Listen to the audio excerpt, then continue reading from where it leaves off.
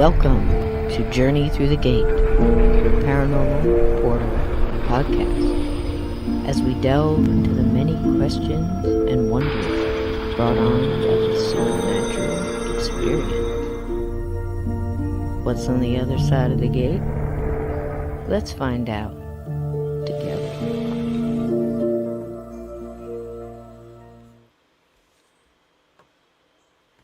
Hi people, how you doing? Gatekeepers! So good to see you all out there. Hey Sue, hey Be Kind, hey Maraid, my darling, hey Blue. This is like right up your alley. Yep, we're gonna drive you crazy tonight too, dragging you back and forth over evidence and bringing in this other stuff.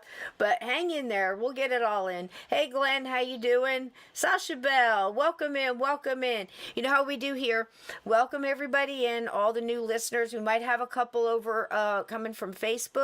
If we do, let them know, gatekeepers and mods, that they have to give permission to StreamYard to see their names if they want to stay anonymous, so they can join you in chat, or we can go over there and get them on that side. We're going to try to get a little bit of cross stuff going here with Facebook, and then eventually maybe Rumble and a couple other things, so we can spread this stuff far and wide. Everybody is entitled to this show, right? So let's give everybody a chance to see it.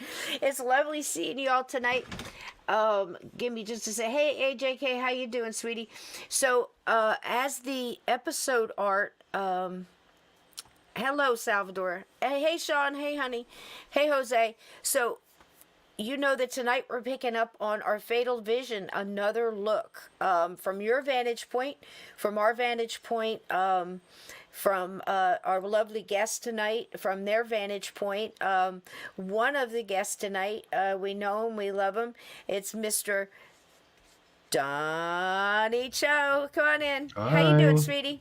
Good. Now, How are you? Donny, you've been researching and pulling information on this one a while, huh? We've been talking about this, and you know, and it's intriguing, is it not? It is very much so. It is very all over the place. Now again, recall to the gatekeepers. Say hi to the gatekeepers, Donny. Hi, Say gatekeepers. Hello, everybody. Hello, everybody. Hello. Oh, you wonderful people. Hey, Linda. Hey, I believe, Linda, you're reading Fatal Vision, are you not?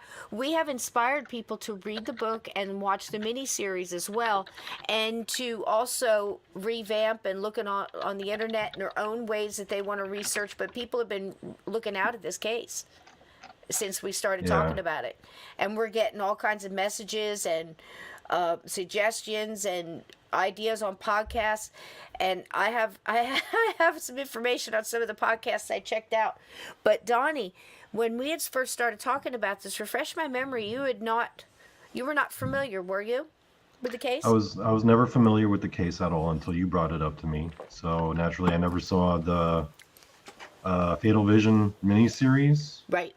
Actually, I purposely avoided watching it because once you brought it up, I wanted to have my natural reactions. I wanted to be surprised because I spent the week prior to that reading about it. Right. So I had my own image in my head, and then to see it out on the screen, it was very entertaining. Amazing, right? Yeah. And then we thought, hey, we've got a friend who has a wonderful podcast and really likes to dig into mysteries and getting the facts and really trying to figure out what happened. Another vantage point. We thought, hey, great idea. Let's bring him in. And he had no idea, fresh from the... here we go, Creepy Unsolved podcast. Hey, Dylan, say hi. Hey, how's it going? Now, we drug you in this and said you had no idea at all, did you, that you were learning along with? No. So, the first episode is pretty fresh and just taking it all in for the first time. Then after that, I did go and I listened to a couple different podcasts, and I had, the case was so compelling, I had to dive into it. I couldn't wait until, the next episode to find out more and more and more. And just, based off the first episode, I'm set on, my conviction. I think I, have my choice in the case figured out. But you guys were talking about after the court case and, the lady in the hat and all that, there might be a different thought, a different perspective on it. So I'm interested to see if that's able to sway me in any which way. Like right now, I'm pretty solid on what I believe, and Yeah. It's a trip once you hear, and also, and I'm going to be right up front. I told Donnie, and you have to say hi to all the gatekeepers still in the world. Did they love you so much? So many people oh are yeah, just saying definitely. hello, hello. Yep. I'm And glad to be here. I'm glad to be talking with all you, and I so appreciate interesting. your support. It's great. We had a great time last night. So that's the thing. One of the things I'm real big on, and I say it all the time, but I'm big on it. So, is like going into cases, paranormal cases, and assuming ahead of time, laying everything out ahead of time, trying to predestine, or you know, we might get it wrong. What if Mhm. we're wrong, and then the story's never told? So, also with a lot of things that are going on today, we have a tendency, if we hear it, we've created a society of headline readers, of Oh yeah, clickbaiters, and didn't even read the article. yeah, and maybe even memes, and all of this stuff, the Instagram and the flash in the pans, all that stuff, the tickety talks, it's all just real fast, instant info, and we need to learn to sit back and go, wait a minute, is that the facts, or is it just something I heard, like a game of telephone? Very Mhm. much like Donnie and I were saying today. We did a quick call, little powwow, and we were talking about how a lot of this parallels, like, say, the JFK Yeah. assassination, and not so much the incident itself, but how it was handled, the way the information unfolds. I mean, now you have books like the Vincent Belosi, book, and so many other ones where people say, "Well, this is what this says." You can say whatever it wants. It's not true. They've twisted, like, say, the magic bullet. Somehow the Warren Commission got relatively common sense thinking adults to believe in the magic bullet, that it's coming through and it's making all these, like a hard left turn, going in through, hitting Connolly's Mhm. wrist, going in, making a hard left, going into his thigh, and then landing on a gurney completely pristine without hardly any striations or dents on. And now, come on, people. You know what I mean? Yeah. Who could believe that? But in I'm this laughing case at as well. Glenn's comment right there. What did he say? What did he say? Donnie and Dylan singing duo. Oh, wait, I got to pull it up. I really think we could be a Singing duo. to We could see Donnie and that. Dylan. Yeah, We we have the could do same it. initials. Donnie's practicing. He's getting in a lot of K-pop, aren't you? Coming to a Yeah, karaoke I've been Yeah. watching a lot of K-pop. You Actually, watch a I've lot been of watching a K-pop. lot of, not so much K-pop, but people reacting to K-pop. That's Yeah. like the whole I've been going into I when I'm not remember back in researching. the day when people were doing it. I mean, you had we had the Jackson 5, and the Partridge Family, and Mhm. and then they came out with the real boy bands in the 70s that Cisco kind of fell in love with, barefoot and bell bottom jeans and long hair and love beads. Holy God, a Well, bottle of Jack Daniels and a Ovation guitar, Les Paul. Doesn't get any better than that. I'm sorry. You might as well oh, just stop. wouldn't you consider the Beatles to be the first boy band? Oh, the Beatles. I The was first boy into. band ever? I wasn't. The sisters were, because I had older sisters. I was like, I think the youngest when I was born was like 14. So I was very used to walking into rooms where there would be like a stack of little 45s and a little portable 45 record player, and some chick in curlers crying her eyes out holding a Dylan album, or Mhm. that actually happened. And the other A one was Who Elton album? John. My cousin, she was a Bob Oh, hippie. Bob She Dylan. loved Dylan. Oh, Yellow Brick Road. Came out. Forget about it. Forget about it. There's a lot of needles getting worn out that weekend. And a Oh lot of yeah, I tears, a believe lot it. of Kleenex. Why did they cry? They would I just don't hold know. the album cover, listen to the song, and just What is that? cry. Oh my God. It's amazing. So anyway, I digress. But Must at be the least it's the reverse speed 70s. something. At mhm. least it's the 70s. That's what was going on, and you could see it the way they would, the women would be screaming so much you couldn't even Uh-huh. hear the band. So true. So Who knows what's in Which the is future? kind of apropos for this case because it takes place in the 70s as In the well. 70s, correct. And, that's a good way to look back. But I was very inspired by people saying, hey, watch this podcast. Dylan, you said you listened to a couple. But Yeah. again, very much like JFK, I'm 10 minutes into one that was very popular. And Like, they're just saying stuff out of whole cloth. I'm like, where's the evidence on that one? They may not even know it. It may just been they know repeated. what they read. Yeah. Repeated so much. I mean, at one point somebody said, and when Jeff said that when he woke up, he saw two people standing by Colette's bed. Never happened. Never said it, unless it was in some obscure thing somewhere on, some reporter on a curb somewhere was, I don't know, but it's not part of the evidence. So discernment, good old fashioned debate based on facts. And it's very difficult to take such an emotional case and remove emotion, because even in the music of the, of course, you see the music and you have Carl Malden, for God's sakes, playing poor Freddy, who is one of my heroes after I studied this case. I mean, the gumption in this man. Donnie, do you have any backstory on Freddy? I mean, he was a paratrooper. Yeah. I think his name meant butcher. Didn't it? In his real, like looking back, the origin of his actual name, not a nickname. Oh, I didn't look into the origin of his name, but It's okay. I did read up on the fact that he actually had a wife and child before, but he was a widower. Like they died in World War II when the Germans bombed London. Oh, because sweet he was over there serving as an intelligence officer for the Canadian government. So he had his wife and daughter there, and they got killed in the bombing. Yeah. So when he married Colette's mom, he actually married her the same time that Colette was dating Jeffrey MacDonald in high school. Wow. So he didn't really raise they her. were all a part of that. That's a tight thing. I mean, he can say, he came and he mowed our lawn. I mean, he knew him since they were, I think he was 14 and Colette was 13 or somewhere around in there. But to go back, that I did not know he lost his previous family in World War II. That's amazing. Mm-hmm. That would explain for that Job kind of hard-earned. Yeah. You either go one way or the other. It either increases your faith to no end and you're rock solid, or it just rips away at every foundation you ever had, if you can survive something like that.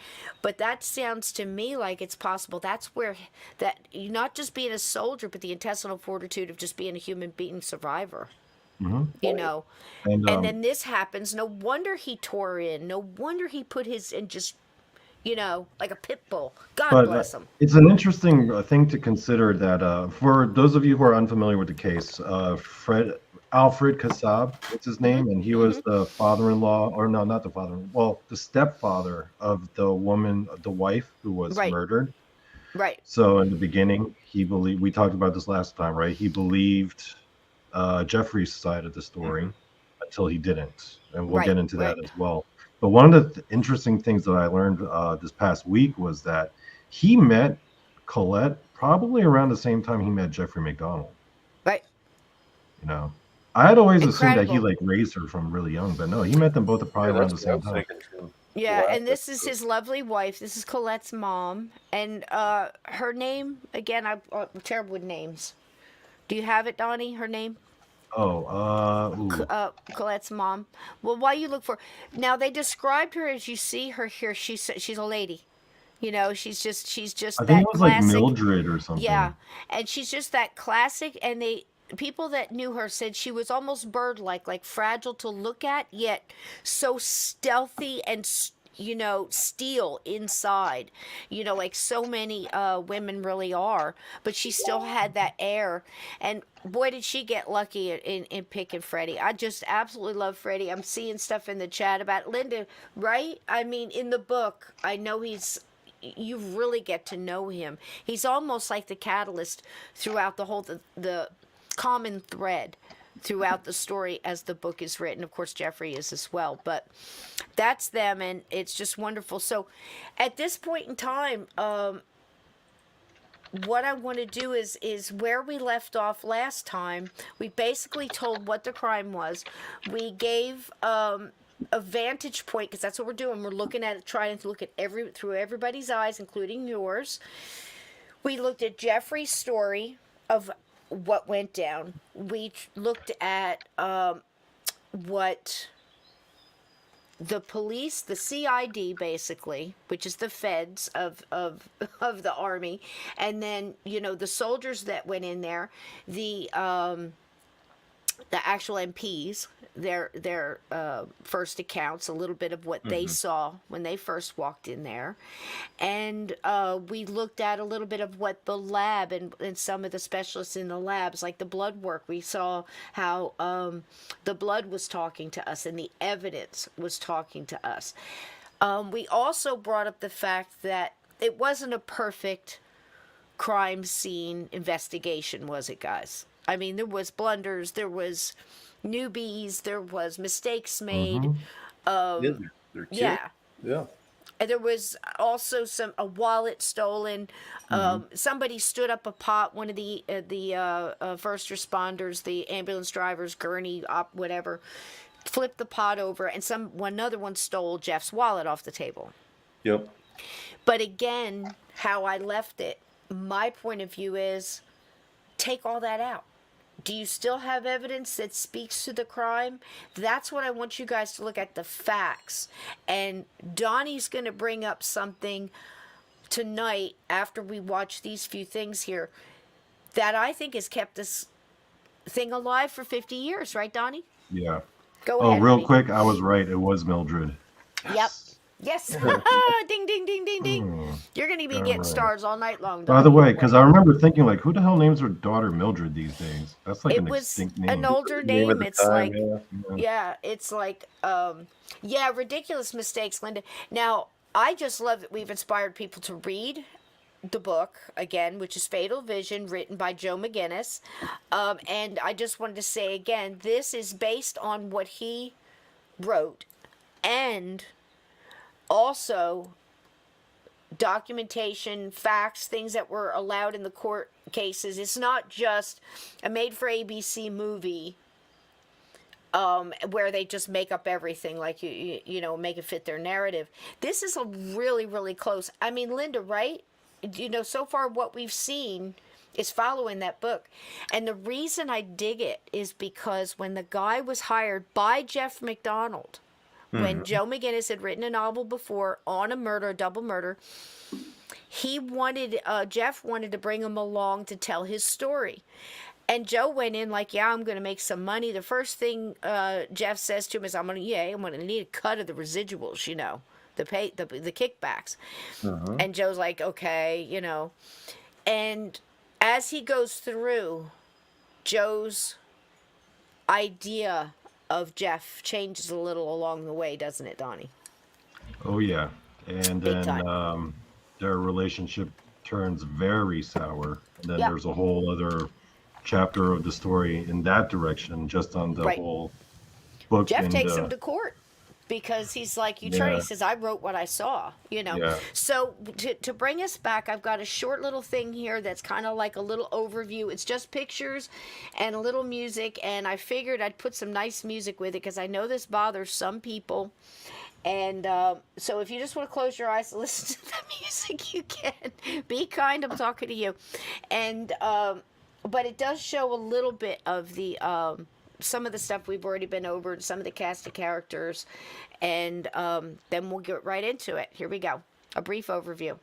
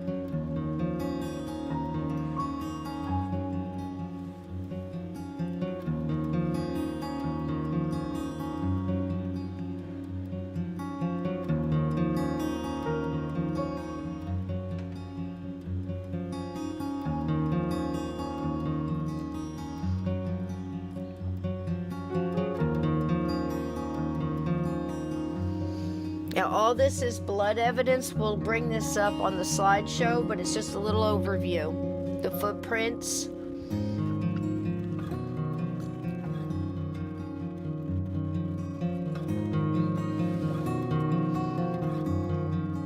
Just to remind you, we're talking about a family.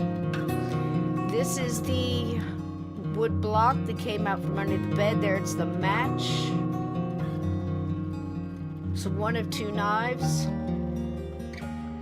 The famous ice pick. This is where they were found, thrown under the bush in the rain. Close up.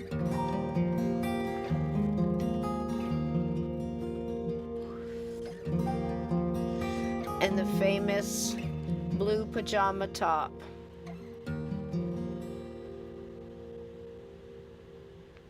That will definitely come up again later. And this is the girl in the hat. Go ahead, Donnie. Tell them who she is. Helena Stokely. She was one of the named suspects by Jeffrey. Well, he didn't name her, but yeah, we'll get into how she came into the picture. Back at I saw something this time watching through that, the first newspaper clipping. Right. You look down on the left, there's another article, 14 busted in a drug ring or something like that. Uh-huh. That's an interesting thing on the same page. Yeah, the way it's brought up right there. Yeah. And that's it. There is no disputing whatsoever. It's interesting that you bring this up, that there was definitely a problem with a lot of hippies. It was an open base in Fort Bragg. This is in Fayetteville, North Carolina. It was called Vietnam for a reason, Yep. and it was called that back then as early. Lots of gang violence, lots of shooting, lots of, police activity every night.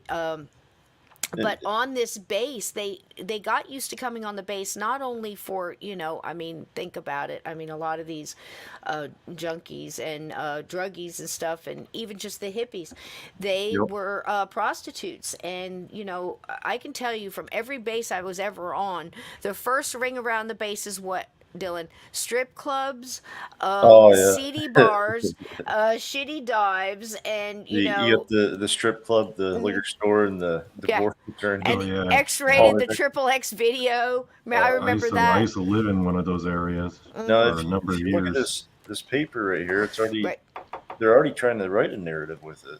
Victims of hippie cult. Correct. And there was, we had some, it's been a real interesting couple of weeks, where people were DMing us, Dylan, Eva, Kathy DM'd us and told us there was 44 different killings on that base over, well, we are talking a span of 50 years since then, but very much around that time. Oh gosh, yeah. It's on like a military base, you wouldn't see stuff like that, but I know when I was in Fort Carson, there was a special forces soldier who shot another guy over there. That happens all the time. It really does, and especially during this time, everybody was coming back from Vietnam. Now, Jeff, I know you know more on this background, but Jeff joined the military because he wanted to go to Vietnam. My guess is because he's such an overachiever and he would always skip some rungs on the ladder, but he climbed the ladder himself. I mean, I don't want to take anything away from him. I mean, he was in sports. He did everything he had to do. It was not a problem for him to take tests. He breezed through every psychological exam they gave him. He was very good at taking all that stuff. And that's really, when you're moving up as an officer or anything in the Army, a lot of it is paperwork. The first test you take is just this simple psychological exam. They'll show you a picture and say, which hand is this? When was the last time you tried to put a square peg in a round hole? All these different IQ things to try to place you and compartmentalize you. Well, he was very good at that. And I think he wanted to go to Vietnam because you get promoted so quickly there. Plus, this is it.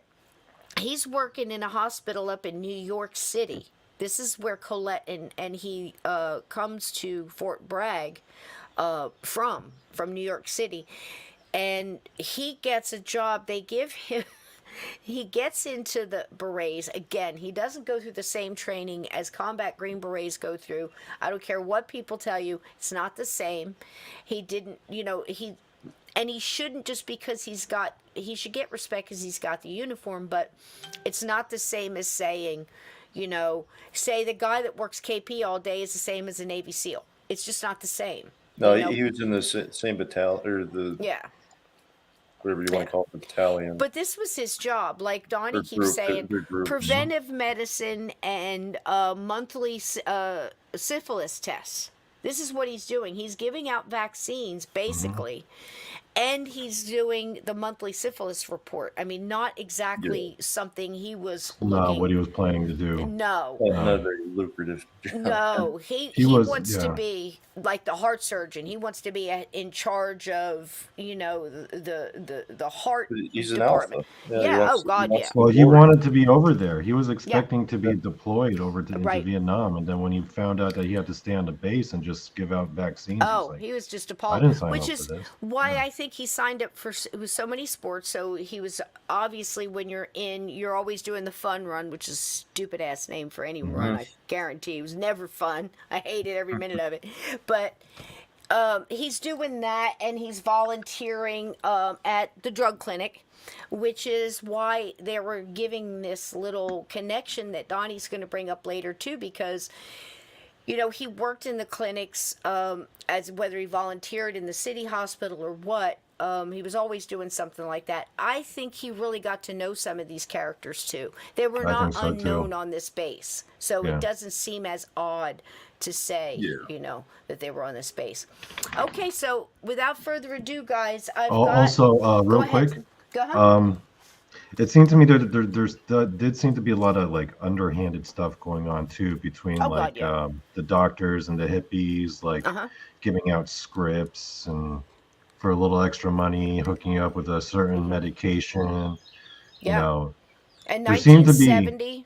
You've got all those guys coming back, all those soldiers coming back from war. We've got them hopped up on morphine and psychological drugs. They've got PTSD, and all of this stuff is going on. Coming back from a horrible, horrible jungle war. And then you come back to civilization, and a lot of them are coming back here, So there's all of that. It's just a very volatile time for everybody. But this one here, I called it Poor Jeff because in the beginning, we had to remember that his in-laws, Colette's parents, had lost everything. This is what they had. They had Colette and her brother, who is not really featured in this much, but he was a character throughout this that was very supportive of his parents and Freddy and the whole thing where, like, what's going on with Jeff? He's acting funny. But at this point, in this little video, I'm going to show again how everybody's like, poor Jeff. Why are they dragging Jeff through this? This is right before, I think it's 6 weeks after the initial crime, Donnie, is when the military starts their hearing and their inquiry and start going, we're going to pull him in. Something's wrong here. They start pulling up a lot of affairs he was having. I've heard of as many as, and this is from Colette's mother's mouth, of as many that Colette knew about as 17 that year alone. And that she was having it. She was very supportive of him. Go do your thing. I'm so proud of you, Jeff.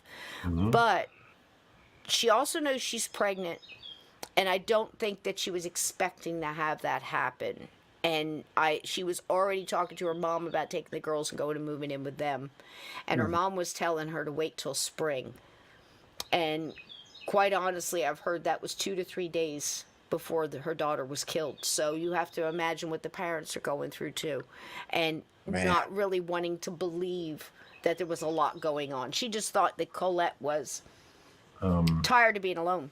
Another interesting aside is that Colette and Sharon Tate were both the same age when they were murdered. They were both 26. That's something. And they were both pregnant. Yep. There's a lot of that going on.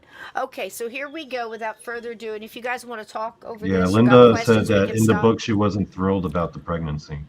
Yeah, there you go. Yeah. Thanks, Linda. I'm so glad you're putting all this out there because you got fresh eyes on that book, and I think that's great. And also, Blue said quite a few things here, too, that we're just going by about how you can't really help it when you're in a crime scene. Things do get moved. And there are things in there where I've got a couple of pictures that, things were moved. Like there were clothes on the floor in the hallway, and they picked them up, put them on the couch, and they took pictures of both so the gurneys could get through. Things like that are going to happen. Keep in mind these EMTs that were touching things and they shouldn't have, but they were told to wait. And instead of going outside to wait, they waited around while people, were finished with the bodies and stuff like that. Yeah, be kind, honest. That's why I mentioned it because, man, that was just something else, So, okay, so here we go. Poor Jeff. Oh, wrong one. Sorry. And take two. And poor Jeff.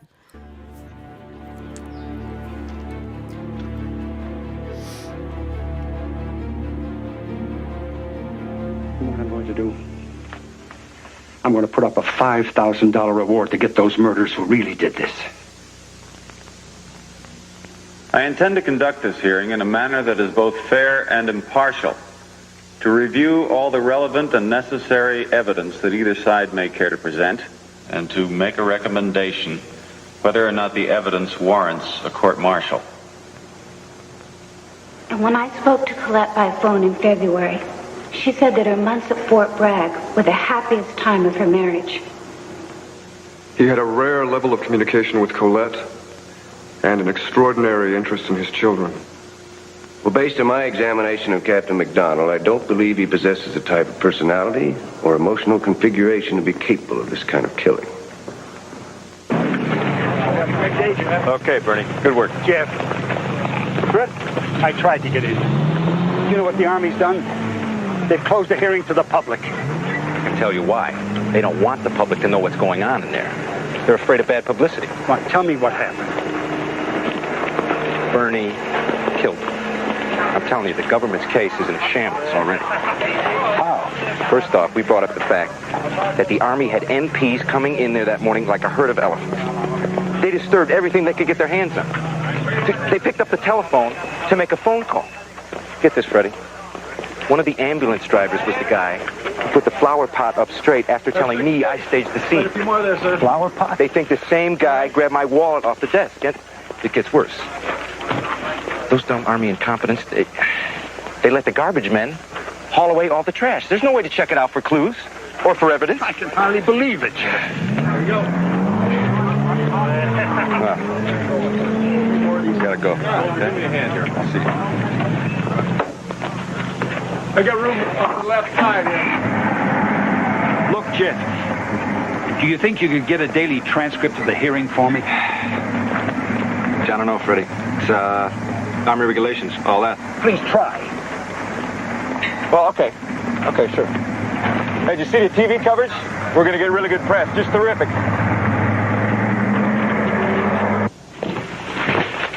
What's the matter, Freddie? Jeff gave an interview to the Long Island Register. And? And he told them everything. Look at that headline. Just look at it.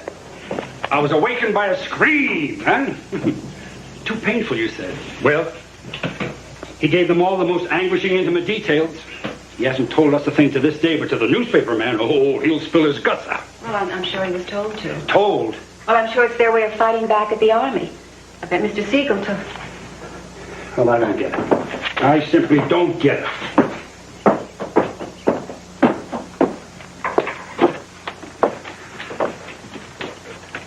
Hey. Come on now, hang on. Maybe I am overreacting. He's got his problems, God knows.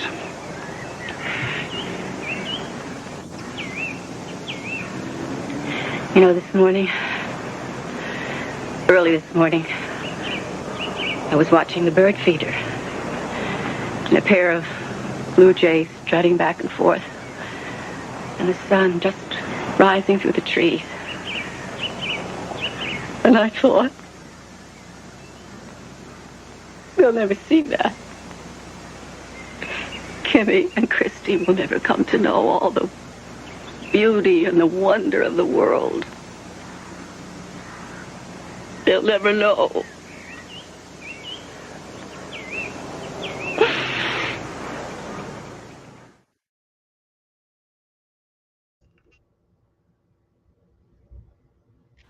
Okay, so I left that last part on because I wanted to remind everybody this is why we're here tonight. You've got a mother who was pregnant. I don't believe did anything to deserve this. And 2 little girls.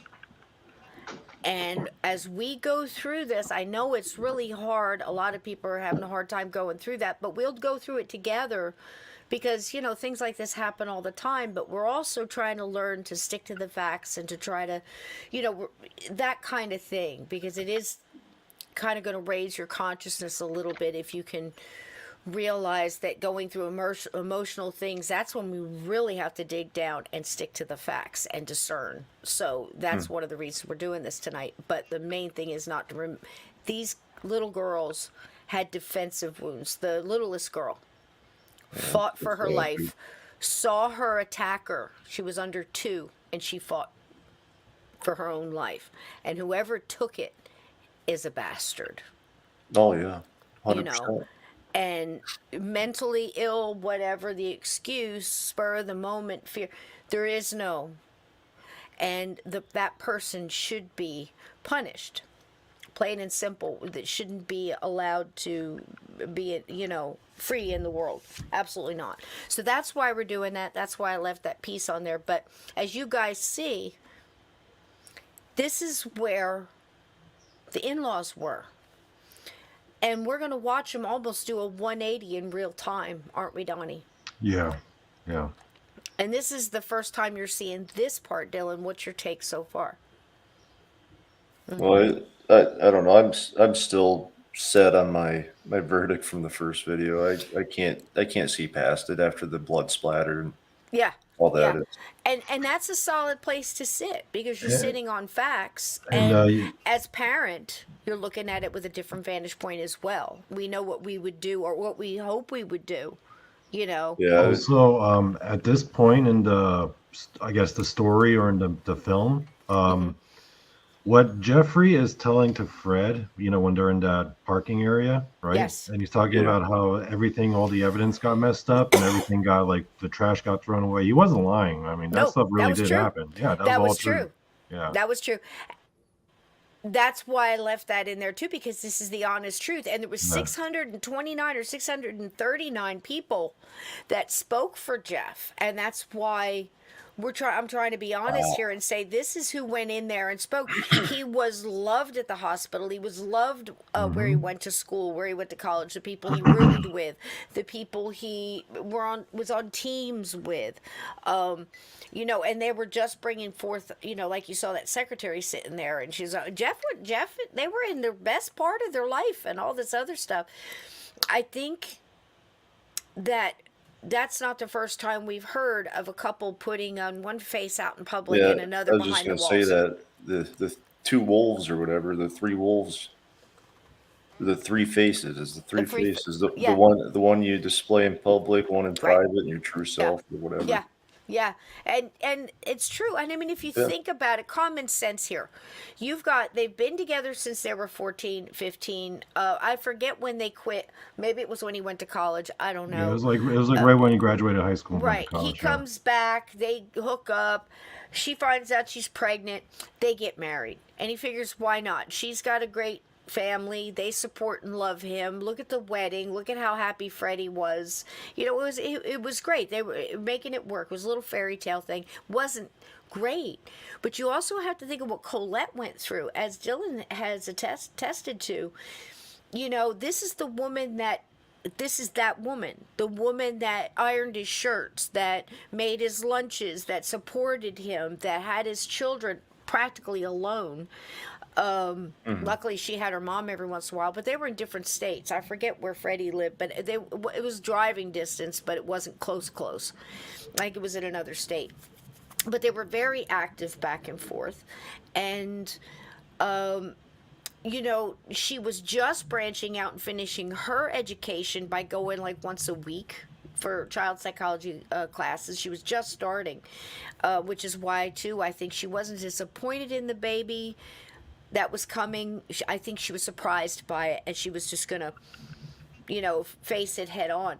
But she was absolutely tired of his philandering around. He made no bones about it, and that was the one big thing that the cops we saw last week, so I didn't play it again, but they came to him because they interviewed these women, and he was blowing it off like, yeah, I remember her nose now, yeah, she wrote me a letter, I never wrote back, I tore it up, yeah, I had a one night stand with this one.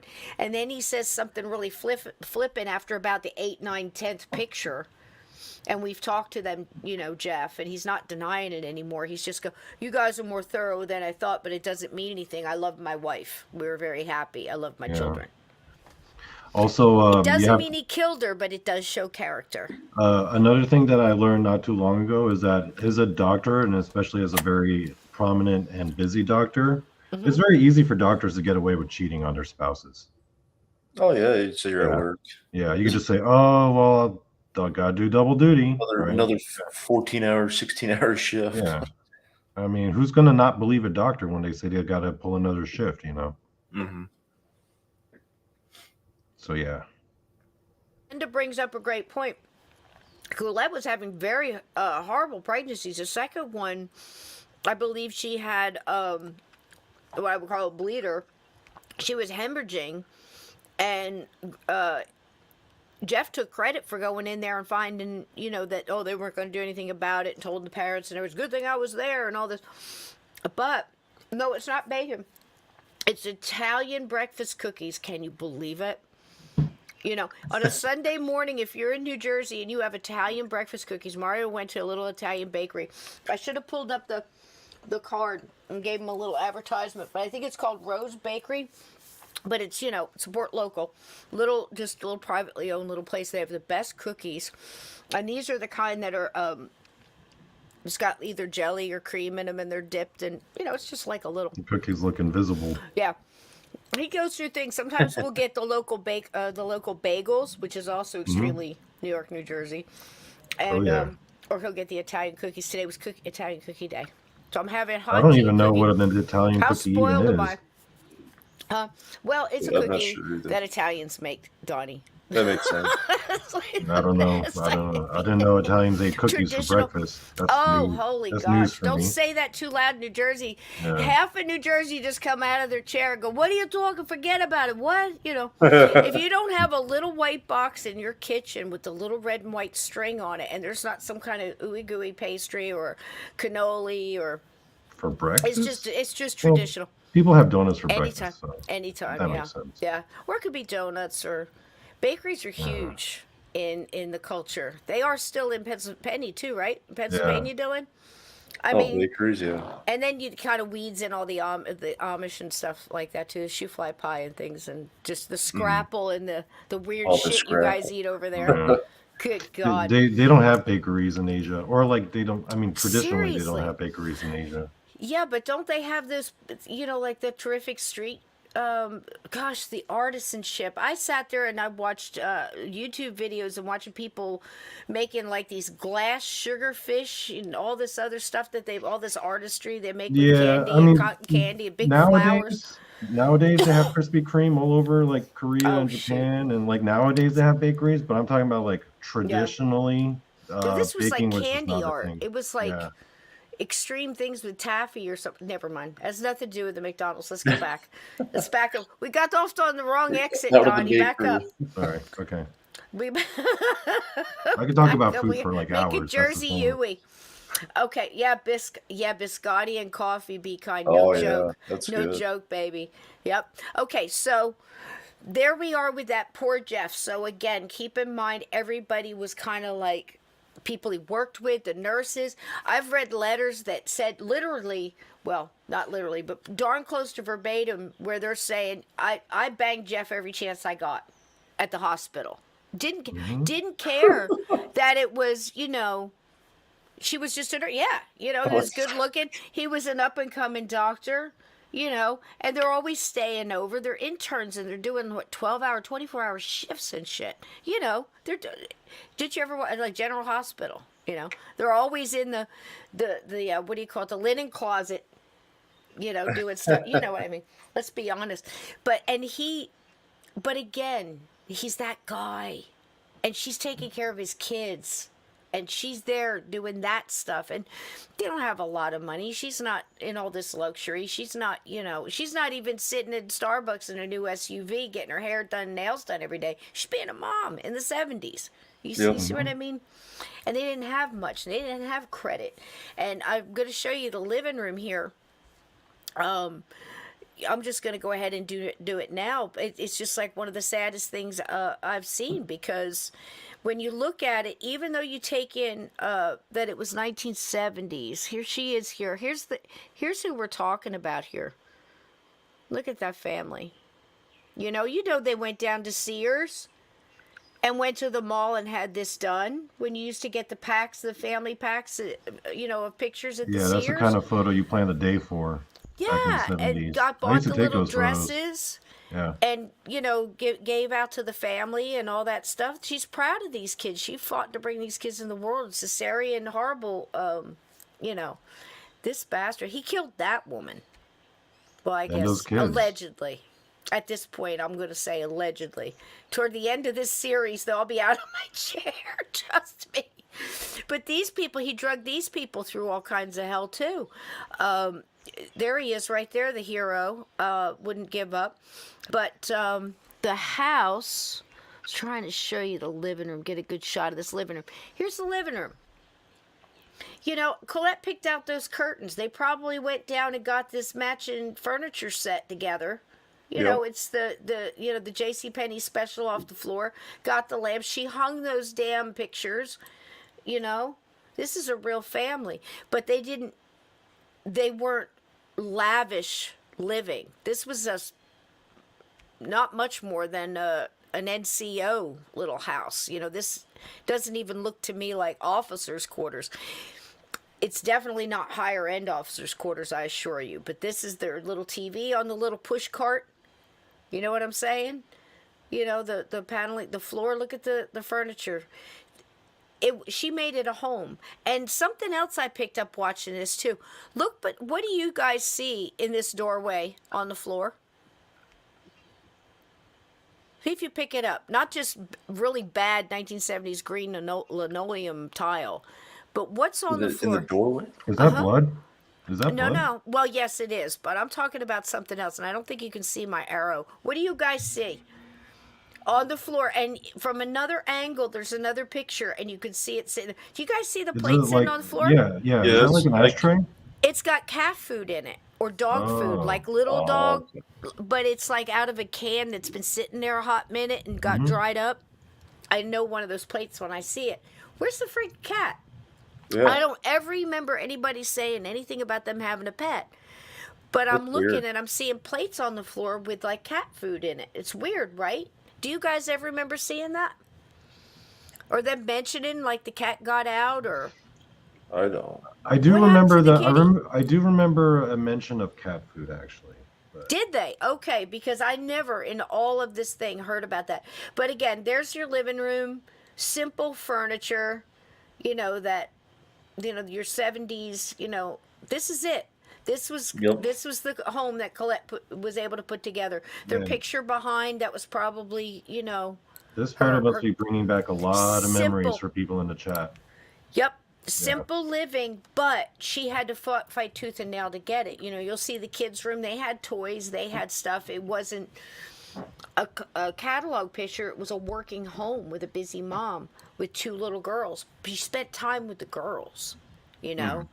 She wasn't real big and, you know, we're going to play bridge every night and dumping the kids off somewhere. She was a mom. So there's that. Anything you guys want to add before we go to the next one? No, I'm ready for the next part. All right. The next one is the military hearing. It's not word for word. Smoke, but I'll be watching. Okay. So, Donnie, let's watch this, and then you bring in your military hearing stuff. I've got pictures of the evidence. If you want me to pull the evidence up or other people, you just call for it and it's yours, okay? All right, here we go, guys.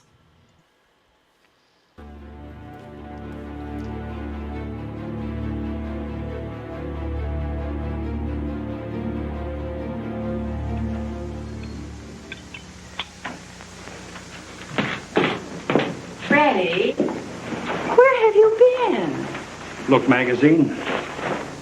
I'm sorry I'm late. Well, it got so late that I started dinner without you. I talked to the editor. I told him that I drafted a letter to 500 congressmen and senators asking for a reinvestigation of the crimes. I told him somebody had to do something about it. The FBI hasn't done a damn thing. Were they interested, do you think? Well, he said he'd put 2 reporters on it to work right along with Jeff. It would take maybe 3 months or so, and they'd break this thing wide open. 3 months? A complete investigation to try and catch the people who did this. 2, I wanted you cleared 100%. And 3, to try and prevent this from ever happening to anybody else again. Uh-huh. Jeff, they've got investigating reporters there that'll make the FBI agents look like school kids. Really? Those guys will practically be living with you. Right, now, well, I'm sure they didn't discuss it, but finances never came up, huh? What? Finances never came up. No. No, it never came up. I never even thought of it. Well, that's got to pay for some of my expenses. You know, that's the thing.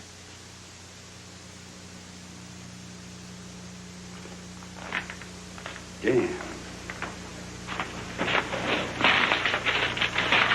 I'll be damned.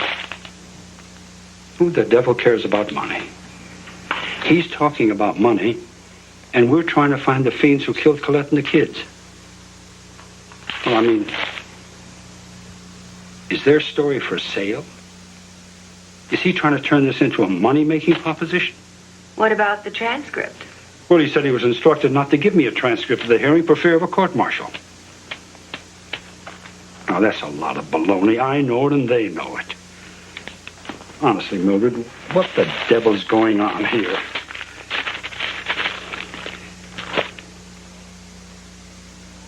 I think all of us here, and all the people across America who are listening to us now, understand and sympathize with the terrible ordeal you've been through. Could you possibly tell a little more about what happened that fateful night? Well, I had finished putting the dishes away, even though I'm a Green Beret. And I put the children to bed, and my wife came home, and we had a bedtime drink together. And we watched the beginning of a late-night talk show. See, I don't get it. What's so funny? What's going on? Now, can you tell us the kind of evidence that made them charge you? Well, at the risk of saying unbelievable things, and they're true, there was no evidence, which is really one of the fascinating things about the whole case. They took me in and they questioned me. It was really an interrogation. You know, they turned the light up in front of your face, and they had these little tricks. And then they told me to go back to work. And on May 1st, I was charged, and we underwent this charade of a hearing. Now, as I recall, you had, I believe, 16 wounds. 23. The Army thinks you inflicted 23 wounds upon yourself? Apparently, they didn't think about little things like a motive for the crime, or how did I inflict 23 wounds on myself, some of which were potentially fatal. The Army later What does he mean? realized He had one clear wound, and the others were superficial scratches. found out that indeed When we saw him at the hospital, were potentially fatal. Not even Mercurochrome. And even as a doctor, I That's right, he was sitting up having dinner that night. In other words, I could have died very easily. I was in intensive care for several days and had surgery. What surgery? So the real killers are still out there somewhere. Absolutely. There are at least 4 people running around out there who have murdered 3 people. The Army performed very incompetently, and they realized that they had to do something, so they charged me. It's the Army way of handling things. If someone really fouls up, they either give him a medal or they transfer him. I've watched these men, and I've seen them testify, and I've seen perjury, and I have seen total incompetence in an investigation. There was no control. There is no one who controls the Criminal Investigation Division, and they just do what they want. Come on in, Pete. Thanks. Maybe you've got an idea what this is all about. Well, I've heard that the CID command might open a reinvestigation of the MacDonald case. That's definite. I mean, the guy goes on national television and he accuses the Army of perjury. From what I hear, though, Colonel, the investigation wasn't exactly a model of its kind. And neither was it the kind of malicious prosecution that MacDonald and his father-in-law claim it was. No, sir.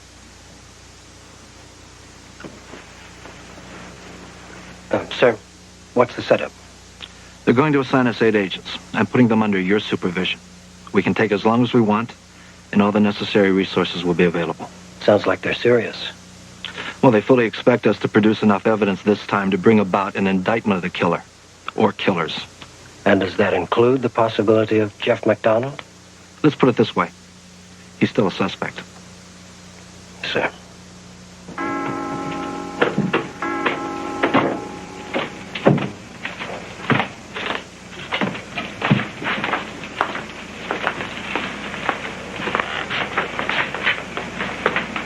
Freddy, aren't you ever going to come to bed? It took us over 6 months to get this transcript. I'm afraid it's going to take me another 6 months to go through it. You want some coffee? No. What's the matter? There's some things here in Jeff's testimony that I just can't figure out. Like what?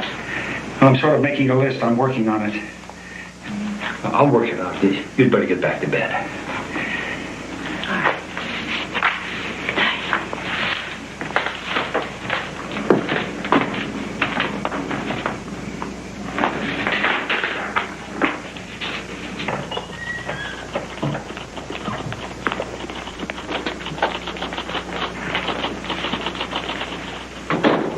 Well, did you find the Stokely girl?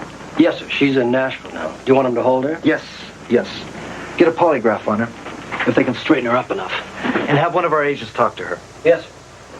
I know them. Yeah. I'm not saying who they are. I know who the killers are, though. Why did they kill the MacDonald family? Some people do anything for a fix. But that doctor wouldn't give a friend of mine any methadone once. You know that. He wouldn't give him any. Who is this friend, Helena? I can't tell you that. Those people have suffered enough. Was he one of the men with you that night in the MacDonald house? I get this dream like I'm on the couch there, and he's standing over me. Who? He's got a nice pick, dripping blood. Go on. I don't know. I was on LSD and mescaline and grass, too. I don't know, but I get this dream. What dream, Helena?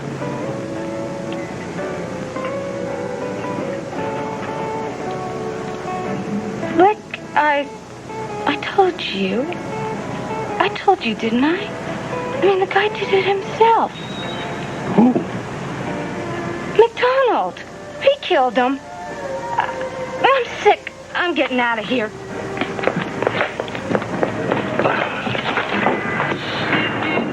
Hey, wait a minute. Wait a minute.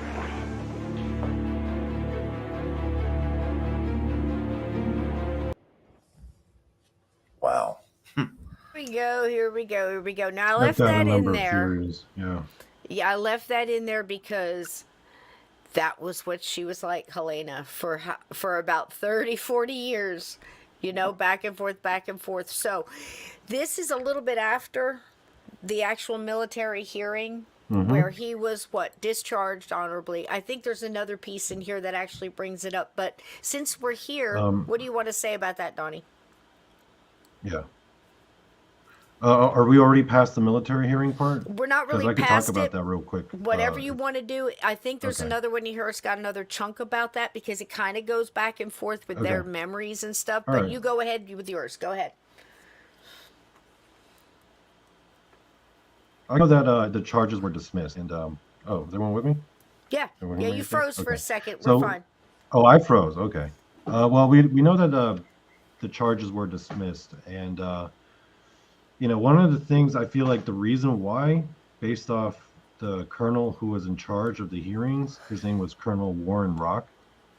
And you could tell that he was kind of embarrassed about the investigation itself, that everything was so botched. So I feel like him dismissing the case partially was him trying to save face for like the obviously horribly botched, like everything you're not supposed to do in an investigation, right? It was embarrassing. It's embarrassing for the Army. It is. True.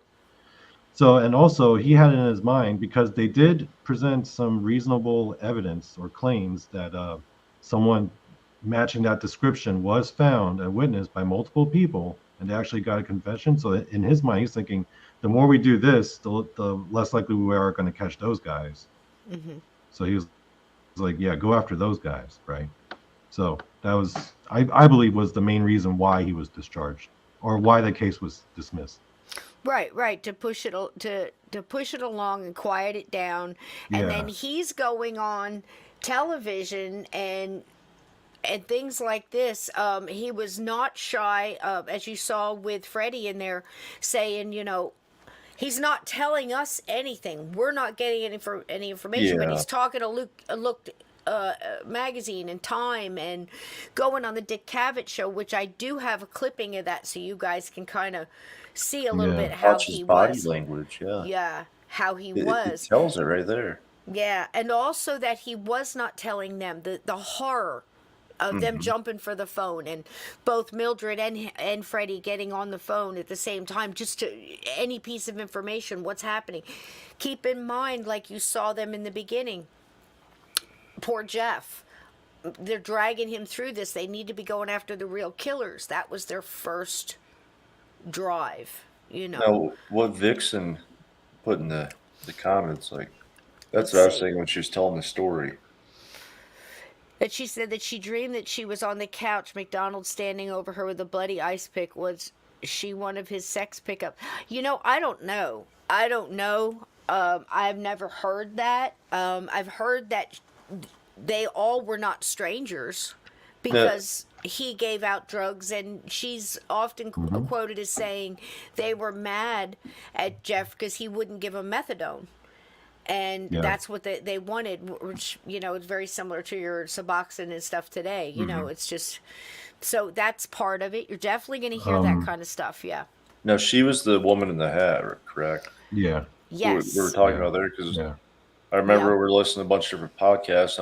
I don't remember if this was backed by any evidence or not, but one of the MPs driving to the site saw a woman fitting that description, and then when he gets there, I don't know if he tells the supervisor there or tells them at a later date, you know, I saw this. Like it didn't mean anything to him at the time, but then he brought it up.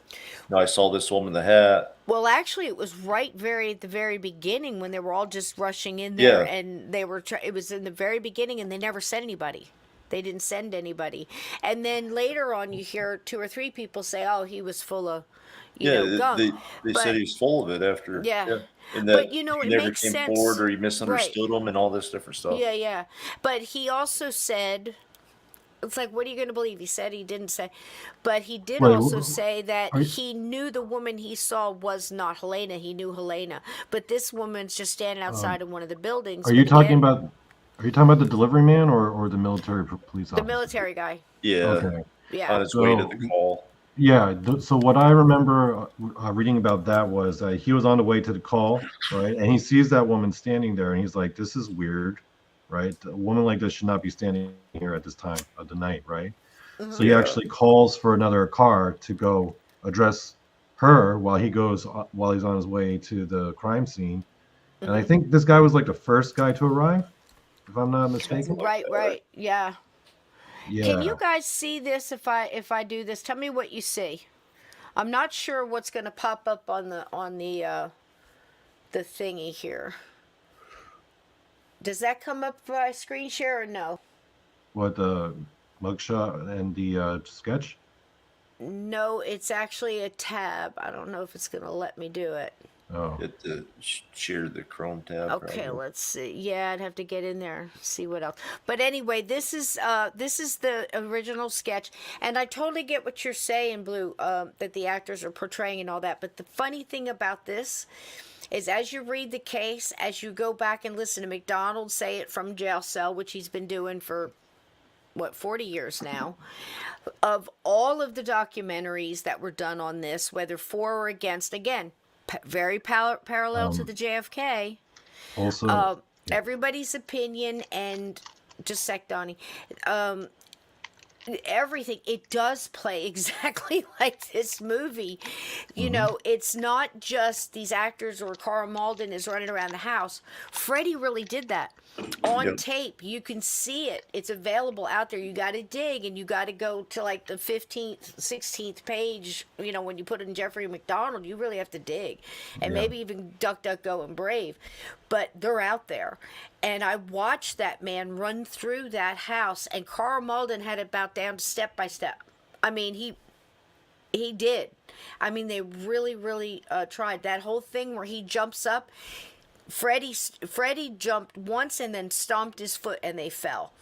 And that's how Carl did it. And it was just, they really try to do that. Now, this girl who's playing Helena in this movie, this is what Helena did. The first time they went and talked to her, she was kind of a little bit more low. She wasn't real strung out. She was more like, yeah, man, I've got a cat named... She was pulling that whole hippie love child kind of thing, but a little mysterious.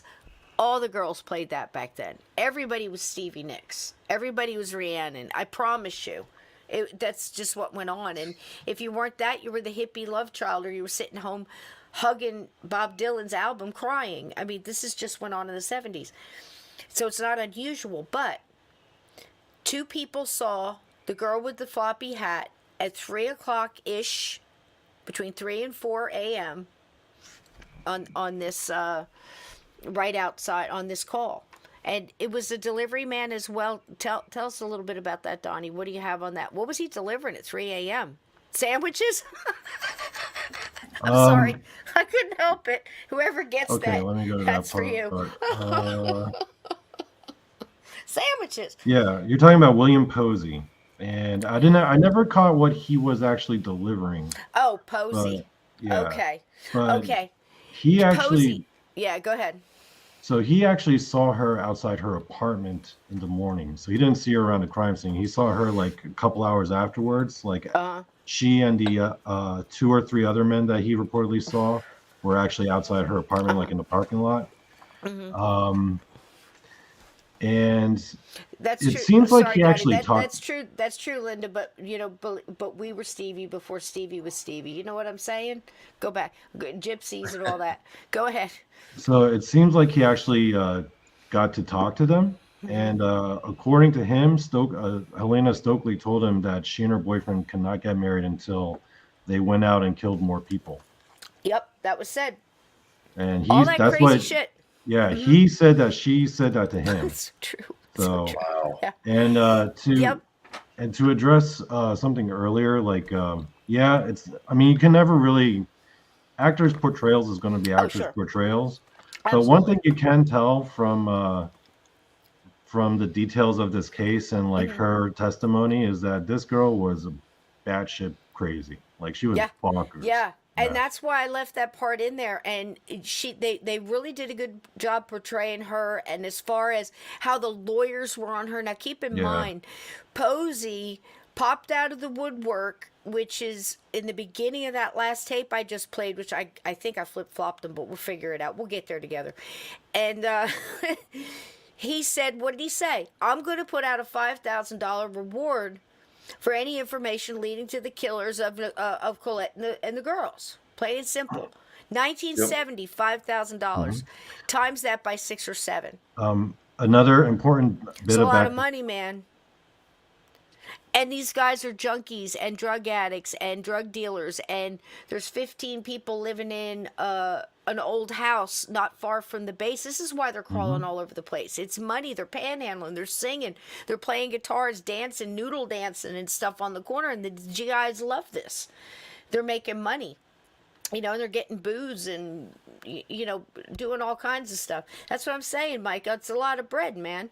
You know, that's, you know, that's when people start coming out of the woodwork and saying, I saw this or I saw that. Now, he was actually disproven, wasn't he? That Well, he came out later and said he made up the whole thing. A car was in a dream or some shit. well, there's something I have to clarify. Go ahead. An important detail with regards to the background of that scene. The reason why she was at the diner with that detective, that was Detective, what was his name? Beasley, I believe his name was. I know it's not a weird name. Yeah, Detective but it's true. Beasley. Prince Beasley. There's And up she and down was, in this whole story. before the murder even happened, she had already been working with him as a drug informant. So they had a regular working relationship. So they would often meet at the diner. So The for him to story's just getting ask started, her, folks. yeah. Just getting started. This whole train goes off the rails, flips around, does U-turns, flips back around, goes backwards, comes back around. But I can tell you right now, I can predict this. We are on episode 2. This will probably be, from what we have planned, probably a 4 or 5 episode, because we're going to do something really cool at the end, and I just don't want to say it because sometimes I say we're going to do something and something falls through and I feel bad, but it's starting to shape up nicely. I think that would be really cool to pull in the supernatural paranormal along with the end of this, because why not? It's got everything else. Somebody said, well, maybe they were part of a coven. Of course they were. Everybody was part of it. No, she admitted being part of a Absolutely. coven. She admitted it. Whether they knew what they were doing or they were sitting around the kitchen table doing lines and smoking shit and listening to the Allman Brothers and Black Sabbath and barefoot with the greatest clothes on earth. You know, that's when all the Moroccans, gauzy, big pirate shirts and stuff. I mean, it was fantastic. This was the 70s. Everybody was part of a coven or had a Ouija board, black candles, dope, love beads. I'm telling you, the Beatles, Dylan, it was, you know. And if you weren't part of a coven and you wound up at a bonfire or something and they were part of a coven and had moonshine or dandelion wine or a couple of joints, you were in a coven that night. It was just the way it was. Yep. Even whether it was, you know, how they knew what they were doing or not. Everybody was talking about sacrificing goats. This was helter skelter. Now they're really talking out about it because the hippies have an edge now to the townspeople. You've got moms pulling their children as they walk down the streets and see the hippies close to them and clutching at their purses, you know, because there's still, you got a lot of the 50s, 60s leftovers where the older people are still wearing, you know, hats and gloves and stuff, you know, and guys are wearing suits. And these guys have an edge because now people are afraid of them. They're not just afraid because they don't understand the drugs and they're so wild in their clothes and they live together and they're so dirty and they're against the war and they want peace. Oh my God. And, you know, they might steal stuff. But now the normie people are afraid of them because helter skelter going around killing people with forks and writing pig on the wall. You catch what I'm putting down here? This was like, it was crazy. And now somebody's offering in today's money, am I wrong, about 20 grand, 25 grand equivalent, you know, gosh, by tomorrow maybe 50 grand. So it's a lot of money. And these drug addicts, it's not unusual for them to come out and say, hey, I saw something, or she said, or he said he's got to go kill for, you know, the devil wants more blood and blah, you know, pigs are groovy or whatever the hell. Weird shit. Because it adds to the fear also, you know, and that's, you know, that's something, that's a big part of it though. But, you know, it's hard to understand if you didn't live during those times. And I was just on the cusp enough to be just druggy enough to be in the world, but sober enough to remember it. So that's rare. There you go. Most of the time. Go ahead, Donnie. To keep it a bit on the paranormal side, she was involved in a lot of satanic and occult stuff, and I actually do take that very seriously because they were the drugs actually probably enhanced the rituals and whatever magical stuff that was going on. So they were probably involved in some really heavy demonic stuff. at Oh, the yeah. same time. Yeah, but again, a lot of people didn't Yeah. know jack shit of what they And were they didn't doing know back about then. what they were doing. Yeah. But you had, not soon after this, you had Crowley, you had that was coming up, you had all the stuff in Hollywood coming up again. Think Helter Skelter, it was going on. They had Commune, that was going on a while before something happened and people noticed. There was a lot of this, the protests in the street, the 4 dead in Ohio. I mean, you got Neil and all this, just so much going on. Laurel Canyon, all of this at the same time, and a little thing called the Vietnam War. And then you got the suits and the oil type. It was nuts. You got Nixon, it was nuts. It was LBJ. Oh my God. LBJ, for the love of God. Don't get me started on him, because we will be here a while. That's a whole other set of podcasts. Here we you bet it is. Yeah. Yep. Whole nother series. So anyway, let me take down Helena. We're not done with Helena, but you see a little bit of how she was. And again, granted, made for Friday night movie of the week thing. I get that. But again, Linda's popping in here and saying that wasn't in the book or the way she was talking. But this very well may be. These little snippets they put together to show the character of this person. And then you're going to see the lawyers for the defense, okay, as this thing amps up, jumping on that because that's all they got. Really. The shoddy job, people setting up flower pots and everything else. And we said last time we were here, what did we say, Dylan? Throw it all out. Oh, yeah, check it at the door.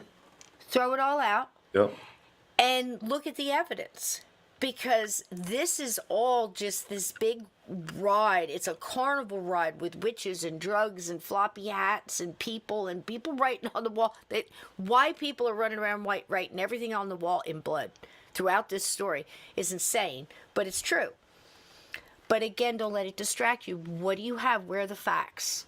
Mm-hmm. Is all the evidence tainted? Or is some evidence so good, stand alone, that it's enough to convince you if you're a juror sitting in that seat? There's your questions. And not just would you be able to say guilty or not guilty, would you be able to live with your decision? That's the tough part. Right? So let's see what this next one is. I think this one has a little bit more, but I'm not even sure. So let's just play it and see. And let us take us to the next step. What do you think? Cool? Cool. Okay. This is a little snippet of the Dick Cavett. This is the actual. Yeah. Yep, this is the actual video. Now watch his expressions here. On the popular late-night program, The Dick This should Cavett be Show. indisputable. This is him. It's him. Where it became very clear Underway. MacDonald was fast becoming his own worst enemy. My wife came home and we had a before bedtime drink, really, and watched the beginning of a late-night talk show. Damn, he's smirking. He knew how to do it.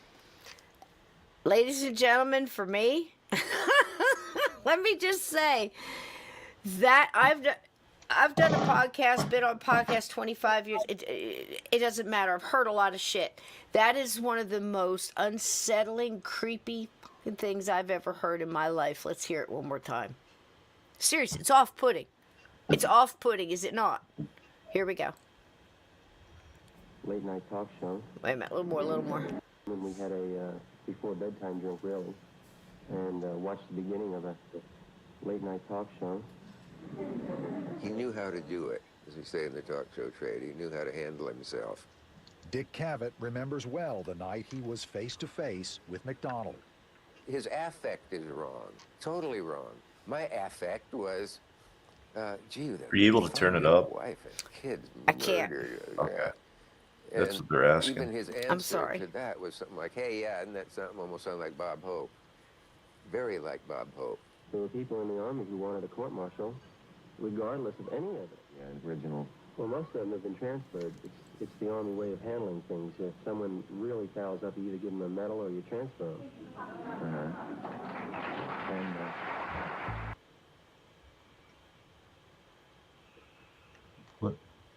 Yeah, just look at his facials.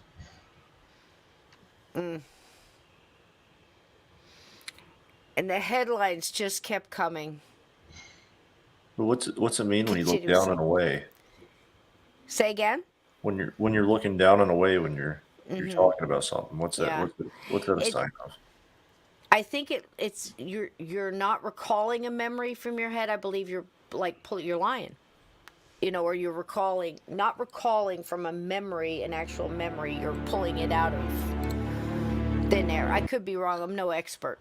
But Well, sorry about the waiting for sound, Blue to guys. It was chime in on it. really old. I had to piece it together from a couple. It was hard to get that Dick Cavett stuff, but basically, and I apologize, but maybe go back and listen to it with headphones or something like that. I'm sorry, but yeah, if you just looked at if you couldn't hear it, watch his body language. What did you think of his facial expressions? Now, I understand the nerves. Now, the murder happened in. Hang on, let me pull this up real quick, see if I can do this. Yeah, no, it's not going to let me. Okay, well, the murder happened. This was within 6 months of the whole thing. And he starts doing the circuit. When I showed the video before where in the movie, Freddy and his wife are sitting there watching on television. They had a reenactor do it, but basically they were portraying the fact that what's so funny, he's also telling things like, I was in ICU no, you sat up the first night, Nate. We were in the room with you. He's yelling at the TV because he knows Jeff is lying. I had surgery. No, you didn't. You had superficial wounds. You had one, we know what his wounds were, and we'll go over those again. But that was the whole thing. He goes on Dick Cavett. And I grabbed that little piece because this was done later on, and Dick looking back and going, he had the wrong. I'm asking him, it must be horrible. I mean, I don't know how to say it. His smirk, man. Yes, like the Cheshire Cat. Yeah. Oh my God, he's a jerk his whole life, Mike. Absolutely. I mean, this is just the way he is. But does this give you hints on his psychosis, on his? His mindset. What kind of a person, not saying all captains of the football team or valedictorians are narcissistic psychopaths, but I bet you can pluck a few out of more than a handful. Because it's that drive. It's that drive. You're in my way. They just go over obstacles. And it's the whole story justified in their isn't head. about his family anymore. You can tell it's all about him. There it is. He made the whole story about him. Uh-huh. You can see his intention. Just his body language alone. Donnie, you want to weigh in on that? I know you're big on the Dick Cavett. I'm sorry I couldn't get to the whole thing, but it's like severely, shadow banned or whatever out there, and it's hard to find. I had to take pieces to be able to play that much for you. Yeah, I couldn't even find it. So I was impressed that you got it, Cisco. Thank you. We spare no expense for our gatekeepers here at Journey Through the Gate. Because I'm sure that took some digging. It did. Narcissistic, and absolutely. Oh, beyond that, though, think of what is a psychopath? What drives them? Are they, do they have empathy for others? Are they, what I'm saying? Do they care about other people's feelings? Are they able to look at other people's feelings? We even talk about aliens that are like this, like the Greys, who are all business and have no emotion, and they don't care that you're screaming or what. They're just methodical. That's how these people are, and I believe he is one of them. But again, I'm no expert. What do you guys think? It's all everybody's vantage point. We're trying to figure out what side of the fence we sit on, and we will get to the evidence and things like that and show you. And then next weekend we're doing the whole regular case because what did they call it, Donnie? It's called the grand jury inquiry. Right. They had to press charges and basically put up a civil case of 3 counts of murder. Oh, that too. Yeah. I mean, there's so many things. Like we saw Freddy going through the house. That was after it got closed off. He got permission to go through. We saw that last weekend. So there's so much. It's up and down, up and down. It's crazy. Like all the way up to the Supreme Court. So. But I keep saying to myself, every time something else is introduced, I think Dylan's doing the same because I almost see him on his face where it's, does that change what I already know? And I'm still at a hard no. I'm still at a hard no. Blood speaks. Unless somebody went in there and nobody has said it. Let it be known. Nobody has said that blood was tainted. Nobody is saying, and if they did, you know, in the memoirs or this guy came out 50 years later, you got to get sauce on that. You've got to get, because I've heard a lot of stuff that when I went back, you know, it wasn't true. It was made up of whole cloth, you know. So back to the evidence that was not undisputed from the beginning of this throughout all the different cases has held firm. And it held firm enough for this guy to still be behind bars. Mm-hmm. So remember that. You know, and the reason it keeps coming up and up and up is new evidence. Well, where's that evidence coming from? And is it possible for a defense team that is a high-profile celebrity lawyer team, sound familiar? Think OJ or somewhere along those lines, any celebrity case. Do you think that they would be beyond putting pressure on a room full of drug addicts to say that they were there? They'd never do that, right? You know, and money that was $20,000, $25,000 back then, you know, $5,000 reward, it's a lot of money, wouldn't influence somebody of that ilk to lie, right? Would never happen. So you have to take all that in consideration. But there's something else that doesn't change, and that's Colette and these young girls are still talking, and to me, their screams override all of this shit. Yeah. And their blood still speaks to me. So we'll see where everybody else is. Okay, this one, let's just see what it is. Here we go.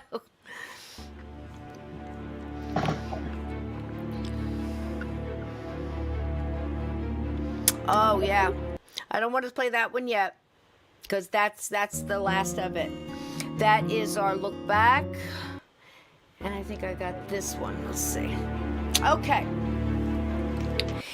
let me take that down for a second and show you this. Donnie, do you have anything about the evidence that you want to bring up other than, how much more do you want to do on Helena? Do you want to talk about this right here because you sent it? That's the last known picture of her alive. That was taken like 2 months before her death in 1983. That's her with her mom and her infant child that had just been born. There you go. And how old was she when she died, Donnie? 1983. She was 30. She was 33. 33. Yeah, she was 33. real young. She was 30, and she died of cirrhosis of the liver. Oh, yeah. And that's one of the reasons I tell you that. Can you imagine at 30 dying of that? That usually kills alcoholics in their way upper, even hardcore, and she did so many drugs. This was her timeline. If you look at her from 1968 to 69, of course, that just looks like, high school picture. From 69 to 70. This is your face on drugs. This is her in 79. That's 9 years, of course, after, the case. Do you know what the psychiatrist said about her? Like her rehab psychiatrist, his diagnosis was that she had a schizoid personality, and she was shooting like heroin like 8 or 9 times a day every day. Yeah. And his prognosis for her was not good. Oh yeah. Yeah. This girl was all over the place, and that was on top of all the other drugs she was doing. Yeah, this is the thing. She goes to the. She's sitting in the with all the defense team, Jeff throughout, when they started to get involved and everything else. Like I said, they weren't with him during the military, but not too long after that. But Jeff had a period of 10 years where nobody bothered him. He was living the life. He had a boat. He had girlfriends. He was always with a different blonde and all this other stuff. But it was because Freddy kept pushing and Freddy was finally got a hold of the transcripts and everything else that he was really digging in, and he was like a dog with a bone. He's, he did that whole thing with the house. He went and hand delivered to every congressman, every DA. I mean, he was amazing. Freddy was just, something else. So this is, again, we'll go over some of this evidence here. This is a picture of the living room, and as you can see, this is this angle. It's the front door, the TV, and the table that tipped over that multiple people tried it. When they pushed it over, they were saying that they thought it was staged because it usually fell on its flat on its face with its legs up, like somebody we know, like heels up. Heels up. Never mind. So it usually it lands like that, right? Flat, because he's extremely top heavy and look at the little skinny legs, right? Mm-hmm. Right? So that's one of the reasons they thought it was staged. But the way they say it, everybody thinks, well, the pot was standing up. And we know, you see the pot here, see the plant is kind of splayed toward the front and moving away. Yep. And the EMT was the one who leaned over for whatever reason and stood the pot up, which was something else that the police were alerted to, or CID was alerted to, but it wasn't the only thing. Once they determined that the pot had been touched and the magazines are kind of under the table, like they had slid off and the table fell on top of it, that's a pile of magazines, and then you see 2 slippers there, do you not? Mm-hmm. Yeah. Why don't you take a look at those slippers? I got a little bit of a closer up shot there. Those are, Dad's old leather worn out slippers he's had for like 10 years, maybe 15 years. And you see how they're sitting? They're not very far from the couch. Uh-huh. Keep in mind, this is the couch that Jeffrey MacDonald says he was sleeping on. This is the couch that Carl Malden showed us in a later video, that lamp was off and how could I see you? This was supposed to have 4 people standing over Jeff between the couch and the table before it got knocked over. 4 people. Yeah. 4 people were supposed to be standing there. One of them wearing a floppy hat, holding a candle, saying, "Acid is groovy, kill the pigs." And that fight was supposed to happen in that area. 0 blood. Yeah. 0 splintered wood. That he says he was hit with the club. This is where he had the struggle with the pajama top. That he said what, Donnie? Doesn't remember coming over his head, but somehow was it wrapped got pulled around. over his head. Yeah. Right. Yeah. And so he couldn't wrapped see around anything. his... Yeah. And so he just said he got knocked down, and then he got knocked out. Mm-hmm. That's what he said. And then when he came to, they were already dead. At least according to how he would have. So what do you think about that, guys? Don't you think those slippers would got kicked? Kicked at least apart from each other. If you look at the way they were landed, it almost looks like you put down one, and you kick off the other, it goes right on top or whatever. Yeah, that's what I was under the thinking. table. Looks like they're crossed. Right, they are. One over top of the other. Cisco, what do you think about the chanting and the candle?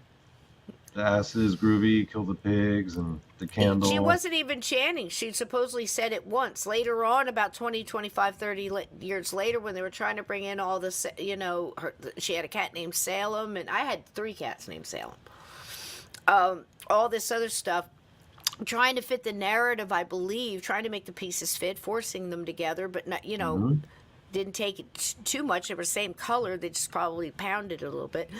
But, yeah, and again, Freddy says throughout this whole thing, and in the court cases, and in the evidence paper, you can see it all here. Jeffrey MacDonald case, it's the official government. Everything is all there. You read the documents, you can hear everything that everybody said, and the evidence that stayed true throughout the entire time. It still does to this day, really. But my question is, how the hell did 4 people have a struggle, one man, a struggle for his life, as he's hearing his wife and child scream for his help from the other room, not very far away. That was the struggle that was there. Yet remember, it did not knock over the cards. That only took 2 thumps with a foot. And that really happened. It's not just in the movie. Right?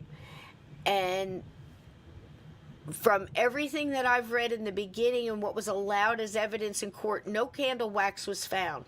About 23 to 25 years later, out of nowhere, they start saying that there was candle wax found that didn't match any of the candles in the case. Linda, do they mention that in the book?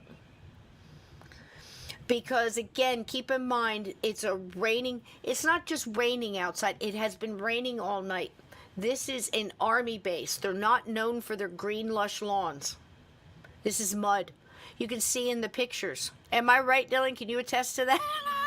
Well, It's more dirt than I was in Fort grass. Carson, so it was a lot of dirt. Yeah. It's more dirt than grass. I mean, it's dry. You know what I mean? They're not going to, it's neat and tidy. Well, depending on your first sergeant. There's that cat bowl again. This is also blood. This is going into the utility room. It's so weird about the cat bowl. Yeah, I have not heard. Again, that weird. I saw it, and I know it's cat or small dog food. Okay, and again, you don't see a lot of struggles here. One of the things that got me, like none of this stuff is knocked over. These clothes, these red clothes, whatever this is, jackets, blanket, whatever, was right here on this step right to the left of that red mass was the hallway to go down to the master bedroom and the 2 little girls' room. And they did admit that they moved that so that Gurney could roll down the wood floors. But so there's a couple pictures of that. So anyway, here is boop, boop, boop, boop. That bugs me. Did anybody see that? What is it? Brush. Well, you got 3 little girls, all with long blonde, 2 little girls, all with long blonde hair, both with long blonde hair, and a mom with a bouffant, bob do, and there was more than one hairbrush in the house. So the hairbrush, somebody's brushing their hair with it. That's not what I'm talking about. There's a purse. There are 4, possibly 6 drug addicts in the house. Nobody touched her purse. Right? According to Jeff, he had 4 people standing over him. He's hearing both his little girl again and his wife screaming for him. So according to Jeff, that's 6 people. Would have to be. Because Colette and the older girl didn't die in the same room, even though her blood was in that doorway. Again, not a movie being portrayed. Actual evidence, accepted in court and presented before a jury. That purse is still sitting there with money in it. There was an open closet door. Jess testified that in that closet he kept many things. Do you remember what those were, Donnie? Was that part of your research? What he kept in that closet? No, I didn't go. Medical supplies. Medical supplies. His medical supplies. He was a doctor. He also liked to pilfer stuff from every place he'd ever worked. So he had a tidy little nest egg in that open linen closet that was less linen and more medical supplies than anything else. They went through it. CID labeled every bit of it that was in. There was syringes. There was amphetamines he called diet pills that his wife was supposedly currently taking. Keep in mind she was, 5 months pregnant? I don't know too many pregnant women taking diet pills, but that's okay. And other drugs. None of the drugs were taken. I don't know too many. Again, I'm not an expert, but I don't know too many junkies that'll pass up free syringes and drugs in a wide open closet that wasn't even tossed. Maybe they were just busy killing people. What do I know? What do you guys think? This is all fact. This is all, this is undisputed evidence. This isn't something that was messed up. But there's that purse. This is where the weapons were found. As you open up the back door, this would be kind of off to if you're coming out the back door, this would be off to the right of the utility door. That we just saw that blood where the cat dish is. We still don't know where the hell the cat is. And do you remember when we were talking about the blood evidence? They said that there was an imprint on what? Does anybody remember? on the bath mat where he wiped off, or someone wiped off, had the imprint of both knives and the ice pick on the bath mat. And they just tossed them right here in the bush, and then the club was about, 2-3 feet away in the other direction. Go ahead, Donnie. I was just looking at what Be Kind wrote. Did pregnant women really take diet pills like that back then, in the 70s? Did they take diet pills that are pregnant? Well, either way, the stuff was there amongst other drugs and free syringes. Yeah. For, and nothing was touched. And not a purse touched. Now, the wallet was stolen, but not by the killers. By the first responder, ambulance drivers. Yeah. So that again, guy must have felt like an asshole. Yeah, you can throw all that out. Is there anything that remains and still stands on its own? This did. Yeah. This is evidence. Nobody's disputing this. For a while, the defense tried to say there was no ice pick, but we have a babysitter that says, yes, it was an ice pick. Mother-in-law, yes, ice pick. Every time you went over there, if you're going to get ice, you're going to use the ice pick, because they had an old 70s refrigerator with the big chunk opener and the little, like almost like aluminum type freezer that would always freeze up. You always had to bust off all the extra ice and the build up. Plus, if you had those metal trays that made ice where you have to lift the thing. Does anybody remember those? And it moved, the little levers would move and break the ice off. You had to use an ice pick to get it out. Many people said, going over there for drinks, this was a place, neighbors come back and forth, the ice pick. But Jeff tried to say they never owned one. But we wouldn't. I can't imagine why. Why would he lie about that? Yeah. I can't imagine. There's another knife that was there. It was a little paring knife, again with the tip missing. All of these, undisputed. These are the weapons. These are the weapons. There's no disputing this evidence. They were used. They were matched to the wounds. We know from the evidence which ones were used on who and how many times. Yep.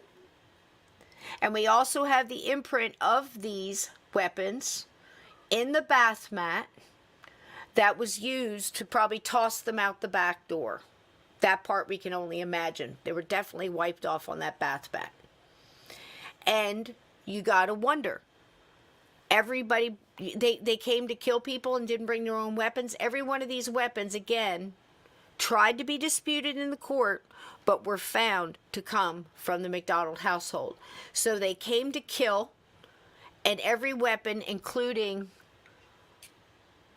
the club, the wooden club, that Jeff swears was a baseball bat, because it was smooth.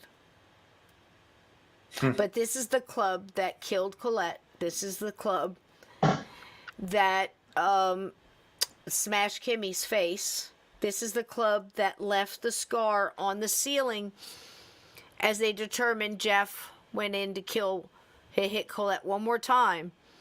And when he swung back is when he accidentally hit his daughter.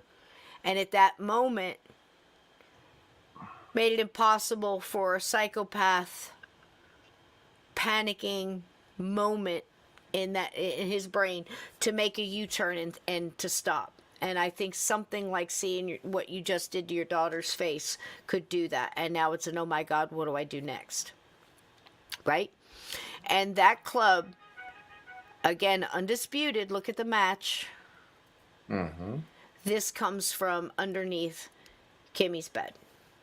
And Colette used it throughout the house. Many of her girlfriends said, oh, she used it to prop this up and put this up, put this up. It was something that was always around the house. And at this point in time, they think it was under the bed, and maybe she saw it. Now, this is the footprint, the bloody footprint. Do you have anything on that, Donnie? I know it comes up not in every trial. And I know that during the movie and in the book, he made a big deal when he was on stage, under oath, basically, when he was testifying. He said, that could be anybody's foot. And they take an imprint of his foot and lay it right over top of it. It's a perfect match. Perfect match. And later on in stories on a podcast, they say, Well, there would have been more footprints. If you're walking through blood, it takes more than one step to remove all that blood so it doesn't track. Nobody ever said there wasn't other imprints further up of the blood. This is just a whole footprint that matched perfectly. But you see how you can sway. Well, gotta yeah, watch out. pick and choose. Yeah. Yep. And again, there's pig written in Colette's blood. Blue fibers from the pajama top, that's this one here, were found underneath on the floor and on the mattress by where the word pig was written in Colette's blood. Also a piece of the surgical glove, the neoprene surgical glove, that matched the ones under the sink. There it is again. This, along with the blood evidence, is where I kind of sit. And this is what Jeffrey looks like today. Yep. He's still in. And something about that evidence, we got to remember, has kept that man from appeal to appeal 50 years, despite the fact of Helena and everybody that Donny's going to bring forth in the next episode. He's got background on her boyfriend, and that's a wackadoodle story. And is it not, Donny? And then, and all the people that were with him. And again, think, this is a lot of people coming back from Vietnam right now. So there was so much going on. It was like it was almost like, Disneyland for hippies over there. It really was. It was crazy. Going back to the chanting and the candle. Right. The reason why I brought that up earlier was because Helena Stokely herself admitted to have been chanting and with the candle and saying those exact same words. So that's wild. Oh, Cisco, you're muted. It is really crazy because they're back and forth, but then again, you wonder, how long does it take? I mean, if you've got somebody 8 hours in a room, and there was many instances of this and admitted to, not just the ones that they denied, of paying her, like, we'll get you lunch, we'll get you Diet Coke. She was big on Diet Cokes or Tab, whatever it was. And, and sitting with her and, okay, Helena, tell us again, and then she would do what she just did in that little diner. She would do the same things like, I don't know what you're talking about. I wasn't there. And then they'd show her pictures, coercing her, look at that's this. what I was going to say. Yeah. I was curious if she provided any evidence on her own or that she agreed to evidence they presented. That one, because even the cleanest part of evidence that she said later on, she had mentioned a broken rocking horse. She had been sitting with those pictures for 8 to 9 hours in an interrogation room, being told 1 minute that, if she didn't cooperate, she was going to be charged with whatever, and you're threatening her. And the next minute, who knows? Were they giving her drugs? Were they offering her drugs? She was an informant. She was with this guy. What was his name, Donny? Prince, what's his face? Prince Beasley, the Fayetteville Police Department detective. Yep. And he was her unapologetically. Unapologetically. She's been my informant all this time. She's always extremely reliable. She's back and forth, and she's chanting. And not there's anything wrong with the Wicca stuff. I've got plenty of friends that are Wicca, but they're usually not all whacked out and say it with a straight face.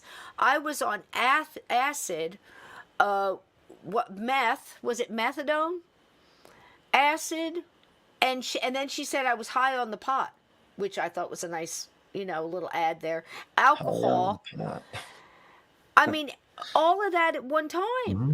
And how many times a day, Donny, did you say? 8, 9 times a day on just heroin? Just heroin. The other stuff, that's... Oh, shit. Yeah.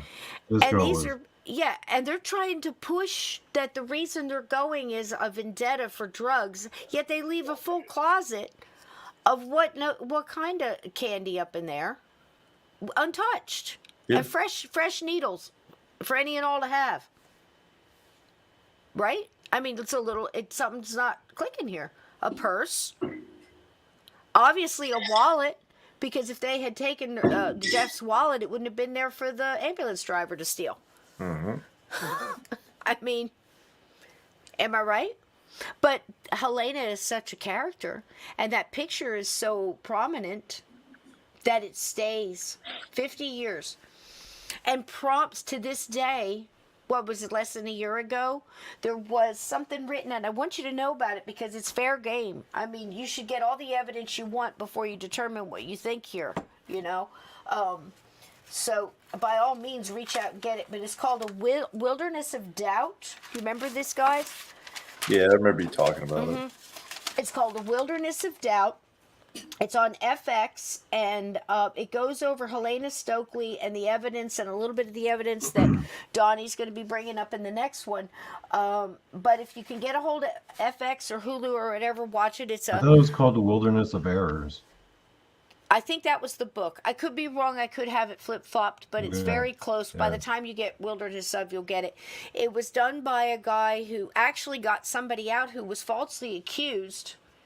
That had a series a couple years ago. I can't remember whether it was How to Make a Murderer or another one. And he thought he could do it again, and he went after this case, and rightfully so.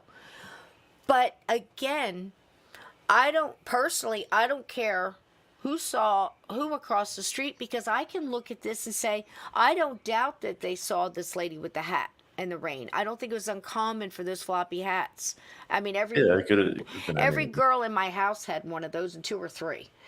It was just the thing. It's like saying she was wearing jeans, you know, at this time. But what if Jeff was a panic? What if Jeff was a panic, and he's out there trying to think, what do I do? What do I do now? Because we know he packed a suitcase, don't we? It's in the evidence. Undisputed. Packed a suitcase. We know he packed it after the murders because it had no blood splatter on it. And it would have been a void in the arterial spray of one of the murder victims where it was sitting. This is cold hard evidence. Undisputed. He was thinking about leaving. Yep. And thought better of it. Evidence speaks for itself. One of the loudest, other than the blood of these victims, the coup de grace to me is the pajama top. And our friend here, I forget his name, it's Paul. I'll butcher his last name. I've got so many notes here, but they'll say it in the video. The same gentleman that took us on the bloody kind of macabre dance that we went on last week, which I am going to show before we leave, takes us on the tale of the blue pajama top. Here we go.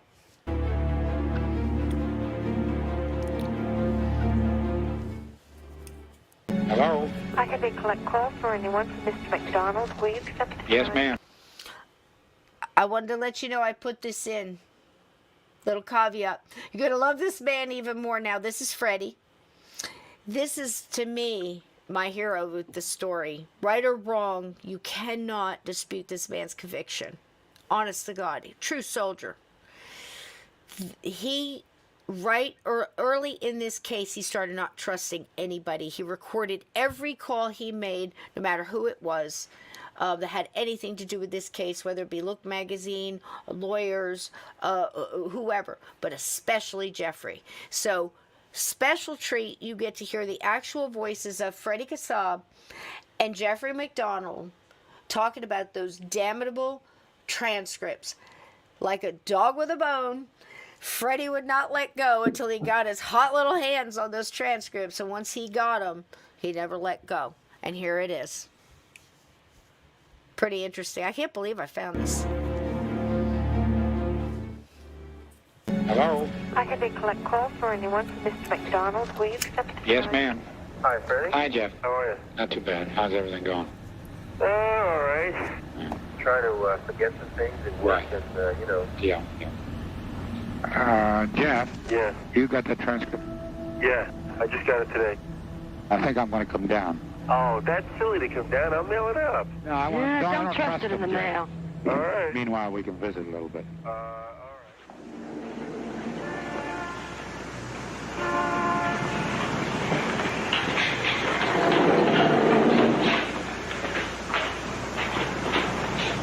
Paul?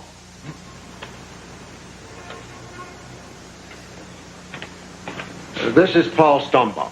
He's chief of the FBI's chemistry and physics branch, Freddy Kassab. How do you do? Paul, I told them I felt the most damning evidence would have to be MacDonald's pajama top. Yes, somewhat difficult to explain, but damning nonetheless. Suppose you make it less difficult for us. I'll try.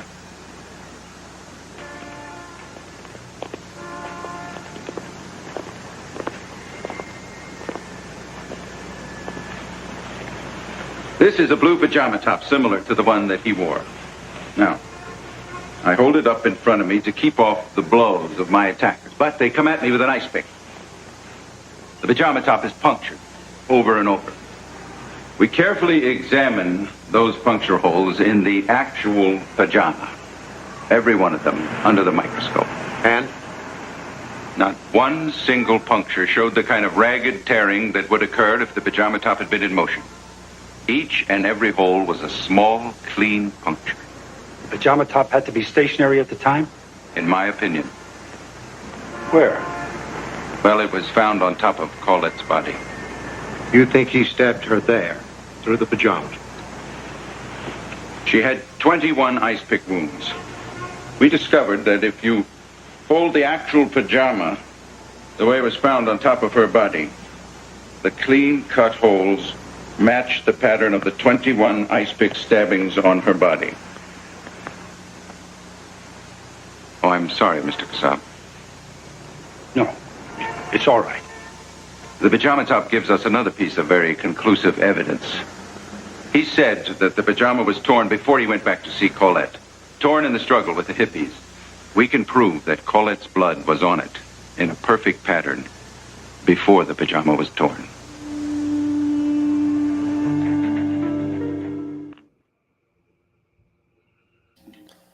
Hey guys, I'm gonna jump off of here. You gotta get to bed. All right. Go ahead, sweetheart. All right. Yeah, I thank know you you for having do. me. But take that with you. It's going to be hard to undo that one. Oh, I know it. I wanted to watch that before I left. But yeah, thank you. I'll see you guys. What next? Love you, next sweetie. week? See you next weekend. Okay. Yeah, next weekend. See ya. All right. Okay, Donnie, what do you think? Man, that was a pretty great scene. That was I mean, there you go, yeah, right? I wasn't expecting any scene like that actually.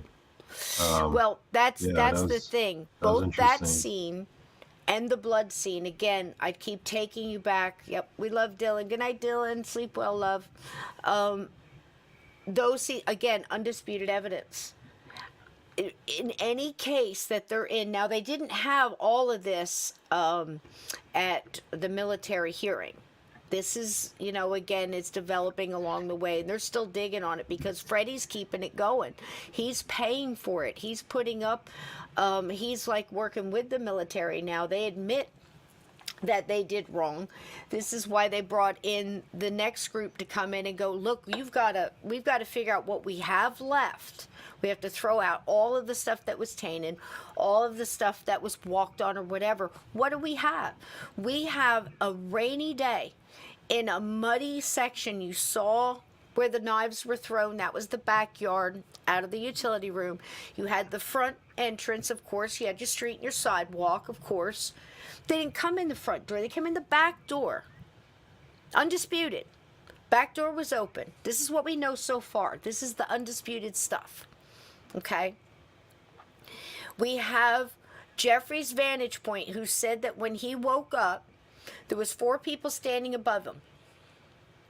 Okay, there was a man in a fatigue coat with sergeant stripes. There was another man that was kind of scruffy, and Donnie will have better descriptions of them down the line, with chains right down to the jewelry he had. Okay, this is what Jeff said. Then there was another man, and then there was the lady in the floppy hat with the candle chanting, and he paused to take in the words, acid is groovy, kill the pigs, over a candle that she carried in that back door and either kept lit under her floppy hat as she walked through the rain or paused to light it in the utility room before they went to look for the weapons that they were going to use, because they didn't bring them with. They got them from the house. They searched for the weapons that they are going to use to bludgeon an entire family, yet leave the biggest threat, a Green Beret warrior killer, alive. But absolutely overkill. A 2-year-old, a 3-year-old, or whatever she was, 2.5, a babe just, a year younger, and a pregnant, 5-month-old pregnant woman, and completely overkill. Bash in their skulls. Stab them multiple times.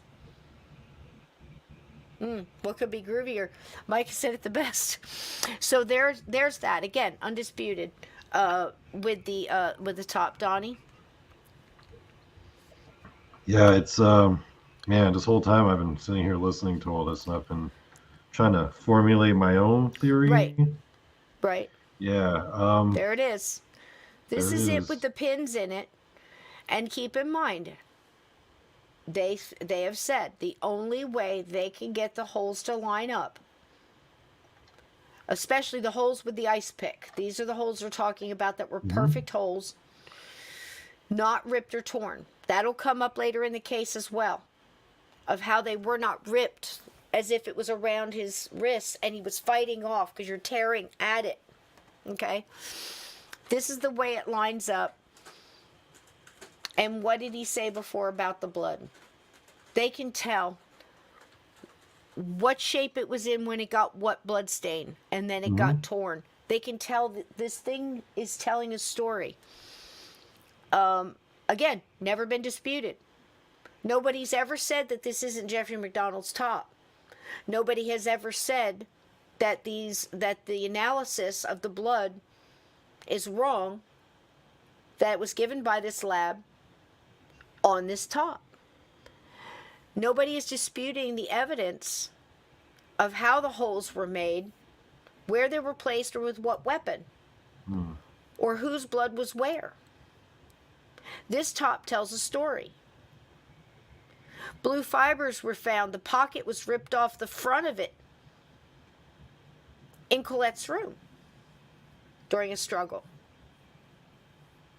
Her blood was on this as he carried her from Kimmy's room back into the room and laid on the floor before he took it off and covered her with it. How do we know this? The blood speaks. Again, undisputed in any case that, or appeal at this point, when they keep, and the reason evidence, new evidence, you're not supposed to, during appeal, you're not supposed to retry the case. Has nothing to do with that. Or, excuse me, parole. Appeal, yes, not parole. And he's had quite a, little hearings here and there. But what Jeffrey is doing is trying to reintroduce new evidence, and that's a whole different thing. That does open up the case again. And the new evidence is always based on Helena Stokely. Or what is the other, the one that's her boyfriend, what's her name? What's his name? It was Brant Mitchell. Okay. And this Brant Greg Mitchell. Greg Mitchell, sorry. And again, this is what he looks like today. But he keeps trying to bring up this new evidence. This has never been disputed. It holds its own all the way through. They just have to hear the new evidence based on deathbed confessions or witness, this or that. It's been an amazing thing. He disputes, Jeffrey himself disputes every bit of this evidence. What does he do time after time after time to dispute this? That could be anybody's. I'm appalled by that. This is how a psychopath gets away with murder. They deflect. They do that whole Eddie Murphy Raw thing. Wasn't me.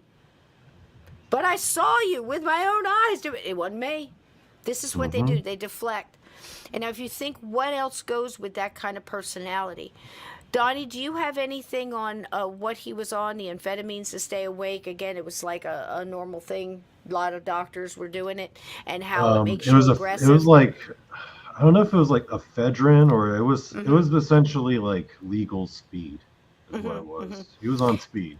And undisputed for long periods of time. He's pulling 24-hour shifts. He's on call. He's working a lot and volunteering and in all his sports because he's go, go, go, go, go, go, go. Comes in, honey, can you make me a drink? Don't have time for coffee. This is how he always was. Go, go, go, go, go. And also why everybody loved him. And he made it a point to be there if a cop was shot, so we get on the cops. This was happening many a time. You let anybody know that if a police officer's ever injured, I want to be the first one to be called. He makes this huge deal about getting himself out there. It's just what he does. Again, doesn't mean he killed his wife and kids, but I can tell you something that really leans to saying that he's killed his wife and kids. His story doesn't match up with the evidence. Impossible. And that's what Freddy went out there to prove. And he kept screaming it till somebody listened. And when they saw it, again, it's been undisputed. So anything that you hear about this story, go back and look at the evidence. You can go on the different government sites, the official reports. You can read the whole doggone transcripts if you want. Watch any of the real videos. There's so much newsreels and stuff on this. But take it up to this point where they start introducing this young lady who, how long? Right up to her death. Back and forth. With she was here, she wasn't there. She was there, she wasn't there. I don't know. If she's there, show me the evidence. Where's the candle wax? Who opened the door? The doorknob. There's no fingerprints. All of these red herrings. You know, they found... Do you want to talk about the doll's hair, Donnie? Do you have anything on that? The hair? I don't want to say doll's hair because I don't want to lean you guys. But the hair that... They found two hairs. One was clutched in Colette's hand.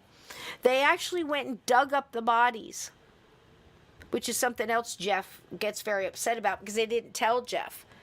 You know, they actually paid the undertaker, the guys digging up, to keep their mouth shut because they got the court order and everything. They just didn't stir up Jeff. Jeff was in California. He was living in a oceanfront condo, go down the pier, get on a boat he called the recovery room, and dated every blonde he could in fast sequence and wrote many letters bragging about it. Never mentions Colette and the kids once. The only time he does is when he sends Christmas cards to Freddy and Mildred. Mildred, right? I can't get her name right. It is Mildred. And says, you know, we miss our girls, my girls. Christmas is a time for reflection. Remember when I got them the pony and everything else.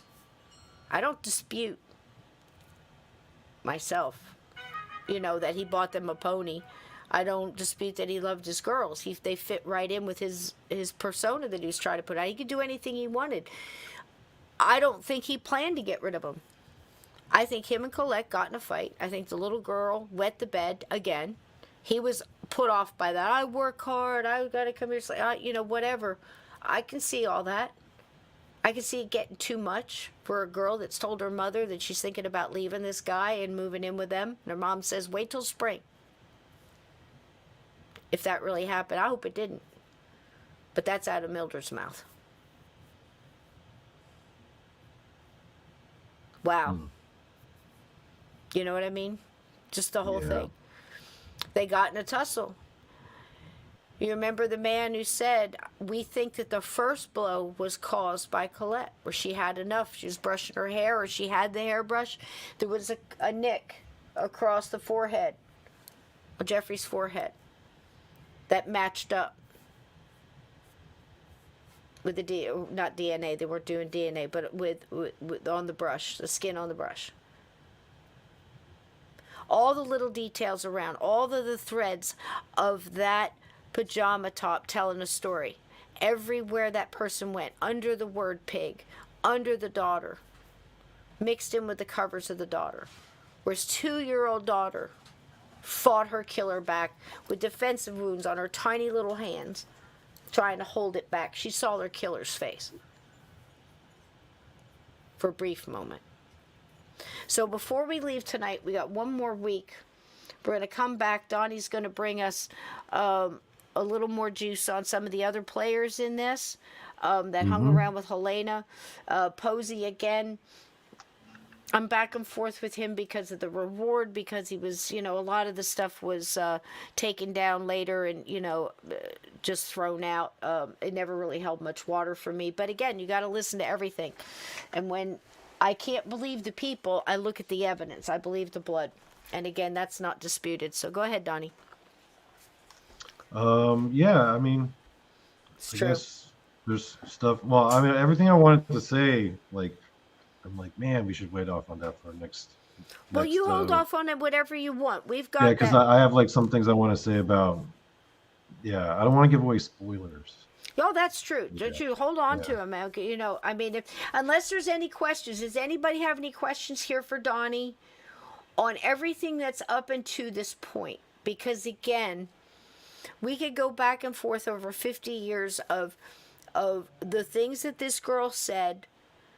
But as she said in her own words, and it was probably the most brilliant thing she did say, is when they did get her to go into court, she was overheard telling the lawyers that pretty much drug her there, the defense team. She said, the judge is going to look at me no matter what I say and say, I'm a drug addict. I was high, admittedly high. I'm a drunk, an alcoholic. And everything that I say is going to get thrown out anyway. And she just giggled and laughed. She knew she was doing what they were pretty much pushing her in to do. We don't know if she was threatened, coerced, or whatever. They definitely had plenty of time to do it and spent that time doing something. Again, undisputed. But she herself said, it clicked in her head that I'm just going to do it because that's what they want me to do. And I'm going to say what I'm going to say. It's all going to get thrown out anyway. And she laughed in court. So that's the person you're dealing with. How much do you put in that? And again, if she was there, where's the evidence? When they dug up the bodies and they checked the hair against them, see whose hair it was, turned out to be Colette's hair clutched in her hand, and Jeff's on her body, and they found another hair that you hear brought up from podcasts from here to Timbuktu about one long blonde hair. Am I right, Donnie? And it says it was made out of sarin, which pronounced saran like we always do. It's plastic. Well, I don't know anything about that material sciences, so it's plastic. Yeah.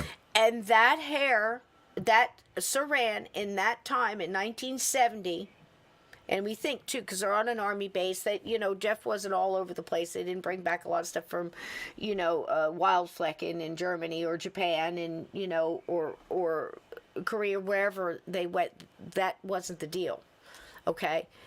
What they had in the house, because I know a lot of army families, like my in-laws, you went in there and there was great big things from every place they had been. It was like a trip around the world in the living room. It wasn't, you saw their living room.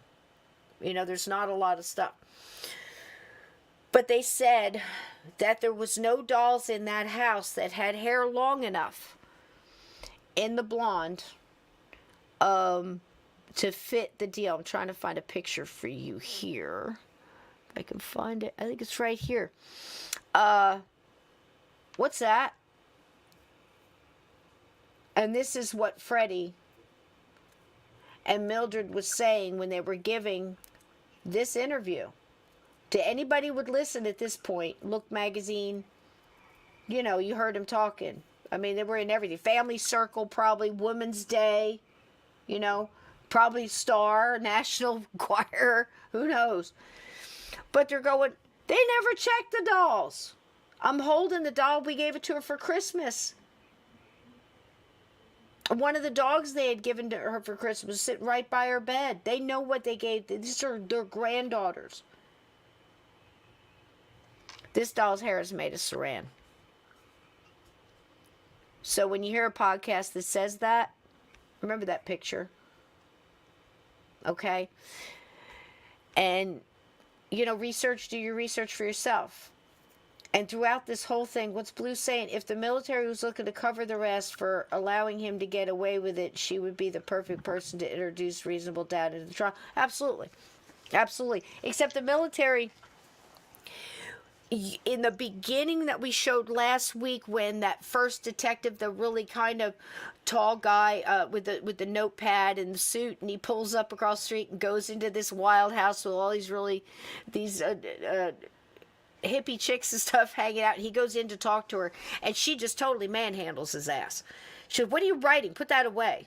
And he's asking all these little questions like, do you practice, black magic? And she's giving him all these like groovy answers, like, all this and that, being real evasive and stuff like that. Basically brushes him off. And he comes back and reports to them, but man, she's a drug addict, admittedly out of her mind. And we shouldn't even look into this anymore. They blew it off. Then they start sending somebody else when it comes up again. And of course, then when the defense team gets involved, when Posey comes along, after the reward is offered, and makes up this big long story that is, again, debunked completely later on, that's when they dig it up. So they just different departments keep sending people to talk to her. And she's just wrapped them all around her finger, or just does what we saw in the thing and just changes her mind, says, "I gotta get out of here," just takes off running. In fact, I think she ran away from just about everyone she could, right, Donnie?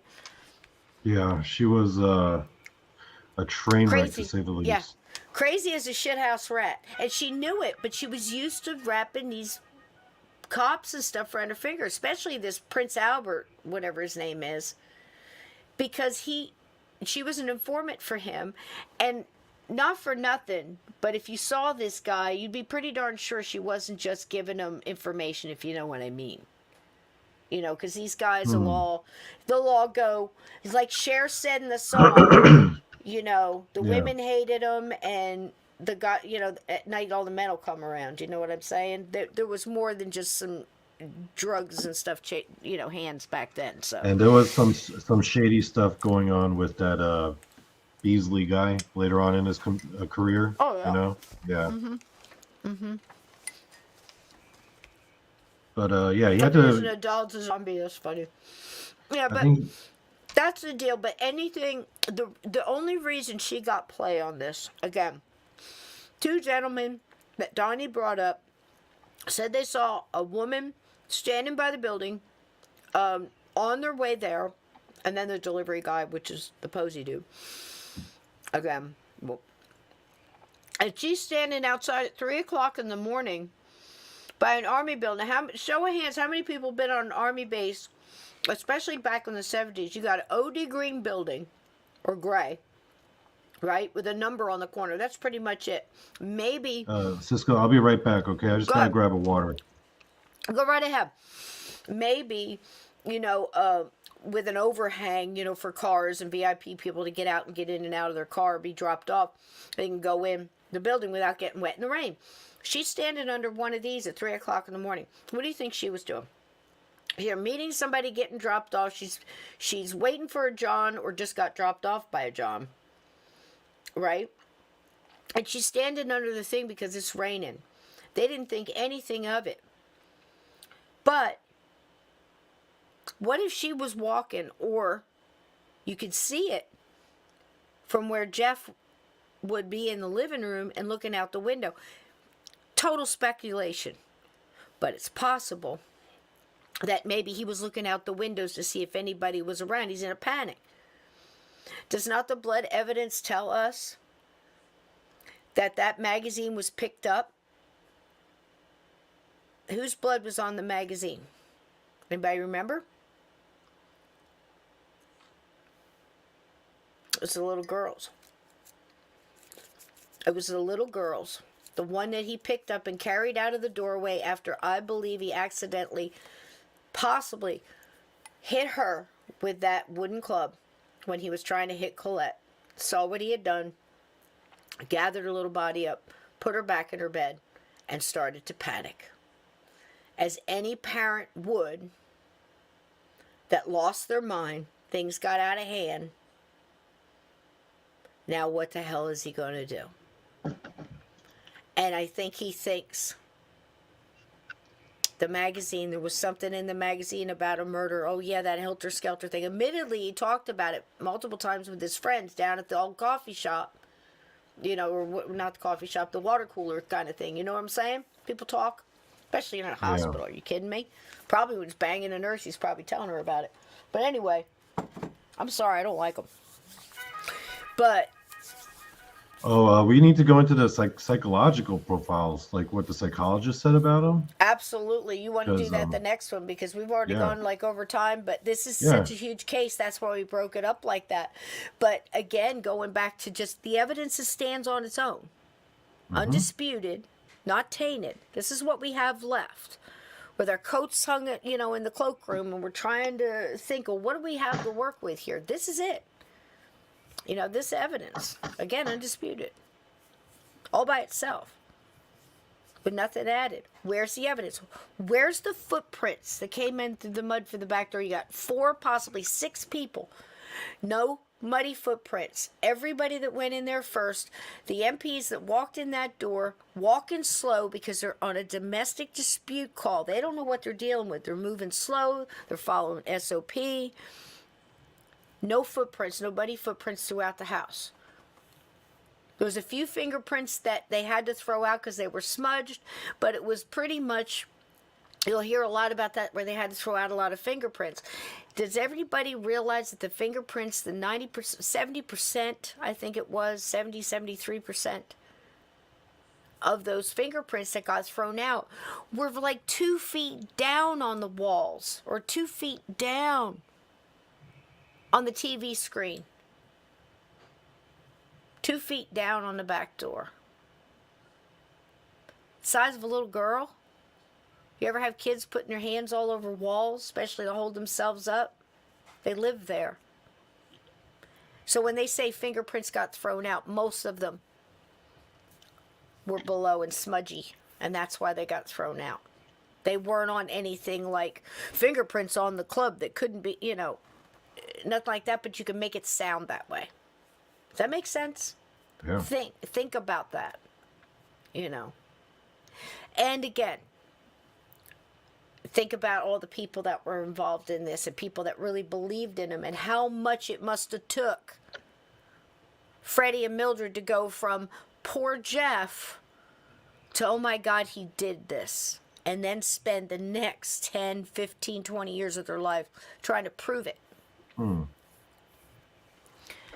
So here again, to take us out of here, and then we'll say our goodbyes and thanks for being here. And I hope you guys get something out of this, because at the very least we can all sit here and talk about it and debate. And I think Donny came up with a great idea that after next week's we'll do Where Are We Now? We've got our debate. We've presented our case to each other and to you and you to us. And then we're going to do a call-in. If you want to call in on one side or the other, you could be team Jeff or team Helena, whatever you want to be. We'll figure out how you want to do that. We'll call in and state your case with what you have.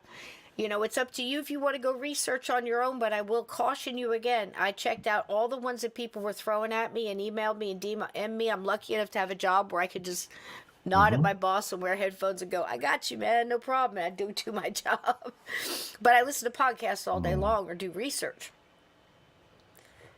And I'll tell you what, a disappointing amount had me shut them off in 20 minutes because they were just presenting evidence as evidence that was never evidence and could absolutely be thrown out. So I'm not taking this lightly, I mean, I sat through every minute of the OJ trial. I'm one of those. Every freaking minute. Of the what trial? And then read all the books. OJ. You saw the entire OJ trial? Oh yeah. I was a stay-at-home. Yeah. It was a big deal.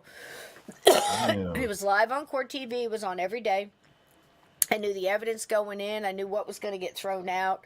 Mark Furman was like our girl in the floppy hat. Although I believe that he had the chance to. All they really had to do was prove that he had the means, the motive, and the chance to present to plant evidence. and then used some stuff. He was an asshole. So it was not easy. It wasn't hard to to bring in that doubt, and got some stuff thrown out. But when you got down to the blood itself, there was no way that the way the blood was splattered that it could have been kept and done the way it was done. The stuff that you have to understand, that what's presented in a trial, what's acceptable in a trial is basically what you're basing it on.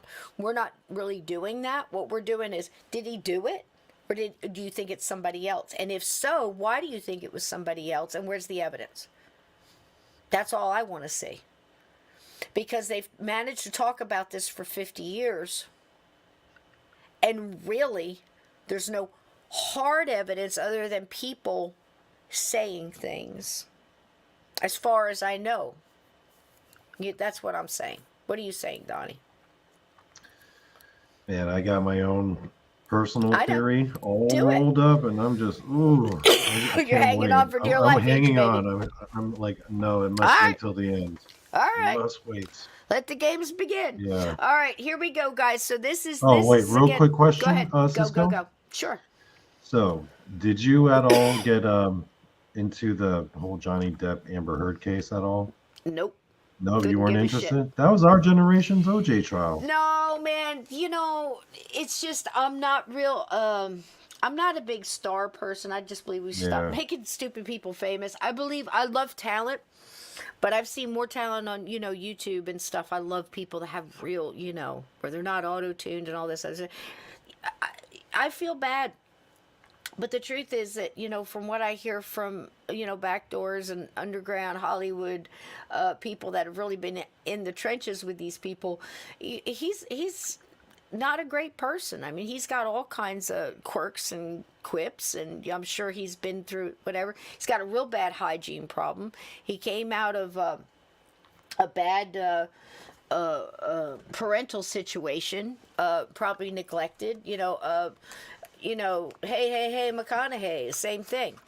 I can remember 20 years ago, nobody would go near him because he smelled so damn bad. And supposedly, he started his life in a van with a dog till he made it and all this. And then you hear later on that was, So I don't pay attention to them. What I do is when they put something like that, I'm like, what do they not want me to look at? And I look over there. Because it's a distraction from something. But no, I think it's just really rich people who are rich for unknown reasons that are way too spoiled, and I just don't understand why they think I give a shit about what they think or what they're doing, because it's got nothing to do with me. I don't mean it against you, but we keep getting that. You know what I mean? We keep getting that. And it was the same if you go back in the 30s or 50s. What's interesting about it is like when you hear like these Fatty Arbuckles. This is like in the 28, whatever, where he supposedly raped this girl and he was so big that he actually smothered her to death. And this was a case back in the day. And whatever was going on at the time, depression, people no jobs, people starving in the streets. Everybody's reading, spending their last dimes to read about Fatty Arbuckle and did he really rape this girl and then pass out on her and smother her to death. This has been going on forever. Except Johnny Depp didn't pass out on Amber Heard and smother her to death. Although I gotta say, I don't know. Come on, Cisco. When you heard about the turd thing, come on, that was kind of golden. I heard worse than that. Listening to Robert De Niro's divorce papers, man. I mean, it's just, are you kidding me? It was a turd in a bed. These people, this is why I say, well, this was worse. Much, much worse. And the thing is that's the thing. They put people up there and we see stuff like Raging Bull. And I see, some of the, more obscure stuff or some, funny stuff. And, you're talking to me, and, you got Goodfellas, you got all this stuff. And then it comes out the stuff that they're really like. Yeah. And you hear all this nasty stuff. You never look at them again. I don't watch half of these people. You'd be hard pressed for me to, Well, I got up and walked out on Wizard of Oz the other day because I forgot that old biddy took Toto and stuck him in a picnic basket and was going to take him off and gas him. I left the room. I have witnesses to that. And that's an old movie that I used to like. And that's the first 10 minutes of the movie. I can't handle it. You know, it's like once you see this stuff, you see this stuff. But I can't do animals, you know. My, but I know the weird stuff of Wizard of Oz. It's weird. You know, it changes things. De Niro's a pig. My whole opinion about like people like celebrities like Johnny Depp.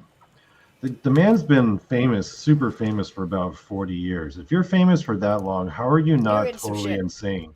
No, you're in some shit. How are you not totally insane? I never said that guy must be totally insane. He's on TV telling him that his ex-wife. Why? Why can't? Ask yourself why this is on TV, and it wouldn't be on TV if people weren't watching it. Think about it. And you're also talking to somebody who stopped cold turkey eating M&Ms. I guarantee you they shut factories down when I quit eating M&Ms, because they pulled some stuff that's. What are you doing? Just make the candy. Just make the candy. Make good candy. Preferably make it in America, unless it's some kind of, you know, Swiss hot chocolate or something. You know, sure, that's good. That's a trade. That's something they're good at, you know. Nobody's disputing, you know, Swiss chocolate, Swiss cheese, and all whatever the hell else the Swiss are doing over there and send it over here, you know. But just make the candy. I don't need to know anything else. And once these stars open their mouth and tell us what to think, or what they think we should think, or what we should know they think, that's when I get put off, and I'm not watching your stuff anymore, and I'm not eating your M&Ms. You know? I'm just... Look, this is where I'm at. Even with this case, I know I sound like a hard ass, and I'm not. I don't know shit. I'm guessing just like everybody else. All I've learned is, like Blue said, you leave no stone unturned. Here you are with the evidence. We are forced to have evidence on a scene that was obviously botched and could have been handled better. I can name 1,000 that are the same. The Lizzie Borden case. You know how many people tramped through there? Vasilla Axe murder house. You know how many people tramped through there? There were 2,000 people by the time the bloodhounds came to track the blood from the Vasilla Axe murder house to follow the trail to the train station and a couple other places that the bloodhounds left. 2,000 people walked with them, all carrying pitchforks, shotguns, shovel handles, and God knows what else, and probably selling pieces of wooden wallpaper that they ripped off the place if they could have got in there. People haven't changed, and neither have facts. If it wasn't set up, nobody is disputing the blood or the pajama top, and nobody is disputing the fact that there is not one thing in that house that draws back to anybody else being in that household that night. No footprints, no hair samples, no wax, no witnesses seeing people going in and out, no muddy footprints, nothing dropped in the bushes along with the weapons that were found that belonged in the household, were obtained from the household. Nothing taken from the household, no drugs, no syringes, no purse, except for the things that were traced back to, that were taken by the ambulance. Here we are. That's where I'm sitting. All right, here we go. One more time on the blood dance. And anybody have any questions? Only blue M&Ms, the green ones. Nope, no M&Ms for me. Not until they straighten their act out. Just start making candy. You know, isn't that what it's supposed to be like? You know, the other night we listened to the CBS Radio Mysteries. I left a couple commercials in there. One thing I found when I was looking through them, trying to pull out a couple good stories, and we might do that midweek. I might be able to do that. We all sit down and listen to at least 1 hour or something. It might be nice, maybe something in the future, because there's a lot of good stories. But there's a lot of them, the original has the commercials in it. The commercials I'm hearing are, wouldn't you really rather have a Buick? Free dent gum doesn't stick to most of your dental work. Double mint gum, because two's better than one. Anacin, maybe Anacin 3. for the bad headaches. Take 2 aspirin when you have the flu. Contact. I'm not hearing any pharmaceutical commercials. I'm hearing medicate yourself, take ours, it's better. Buy our car, it's better. But I'm also hearing family. How proud you are to drive up and the family comes out. Maybe the dog shouldn't sit on the car, sit on the seats. Where are we going? No place in particular on a Sunday afternoon. 1970. Now I got M&Ms telling me who I should sleep with. What the hell happened? So you don't eat the M&Ms. Quit giving them your money. That's what I'm saying. Yeah, I never liked M&Ms to begin with, so Don't get me started. I was never an M&M guy. So. This Oh, they say what in politics? Oh. Addison Doublemint twins. Yep, I do remember the Doublemint twins, and it was really cool. Like I said, I like the old movies and stuff like that, but people haven't changed. And we can go back and pull up crime from so long ago. What needs to change is how we deal with this crap and letting people come in and mind screw us around the evidence. Absolutely no stone unturned. Everybody should have the right to a fair and speedy trial, which is one thing that Jeff brought up along the way. That almost got him out because it took them so long to, that was one of his defenses. He had the right to a speedy trial, and they waited 9 years. Well, it took 9 years to get all this together, So, but, there you go. I must remind everyone here, though, that let us not forget that there's another question that we have to ponder and try to answer. Bring it forth. How was Helena Stokely and those 3 other people involved? Yep. Because they were... And were they? Something is tying them together. Mm-hmm. And that's another question that we have to, you can't just dismiss it, It's like... Right. There's a connection. Like, what is the connection, right? Even if you're, 100% sure Jeffrey MacDonald did it, why is this girl still here? And what's the connection? Yeah, and what's going on. And, at any time, think, too, of what goes on between an informant and a cop that's using this informant, and how are they using the informant? What do they think about the informant? Is it just some dirty druggie that they're getting, information from, and he tosses her a little money or, a little powder or whatever it may be? What's going on there? What's the relationship there? And how many? Because I'll tell you, she left town, I forget what year.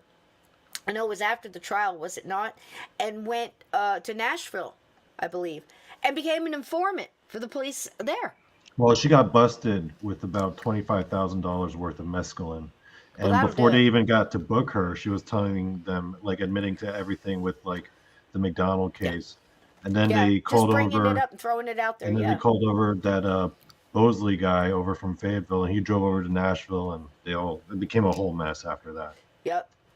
And that's the thing. It seems to me like exactly what Donny just said. It's like she getting some. Well, I got stuff on the MacDonald case. That's a big case. That's a Green Beret case down there at in Fort Bragg. You've heard of that. I got information on that. And right away, cops will dig their nails in. I mean, am I right, Blue? And go, hey, well, wait a minute, And one of the Nashville police officers was on record saying oh yeah, that girl's guilty of sin. She totally did it. Yep. He was convinced that she did it. But, convinced, and she'd just keep them wrapping, right around. Again, I say, okay, Helena, you were there. Where's the evidence? She didn't drop one hair out of that wig. That it matched the doll. And I'll tell you why it matched the doll. If you go back and you research, see, I don't just flip these shows up here and throw a bunch of stuff at you and go, and I'm not gaslighting anybody here. You go back and study in the 1970s what factories were putting out saran hair for doll manufacturers that were here. Okay? And those that imported. And who imported? And how rare was it? Were these people rich? Did the grandparents, the big stuff came from the grandparents. Okay? You don't hear a lot of Jeffrey's mom. You have a couple of aunts that show up at Christmases and stuff like this. But the money, imported things, okay? The doll's hair, it wasn't now, to be fair, Colette had a couple of hair pieces. That was kind of big back, ladies. You remember they were doing all the little, what do they call them, rats or something, that they would tuck under the hair and pin in with the bobby pins and the Aquanet and the bouffants, to raise up the hair. Colette had a hair piece. It was a ponytail, and it was kind of like a tricolor dirty blonde, and that did not match the hair that was found in the brush for Christmas sake. This was in the brush. It wasn't a hair in a hand or hair under a fingernail, hair on the whatever. It was in a brush.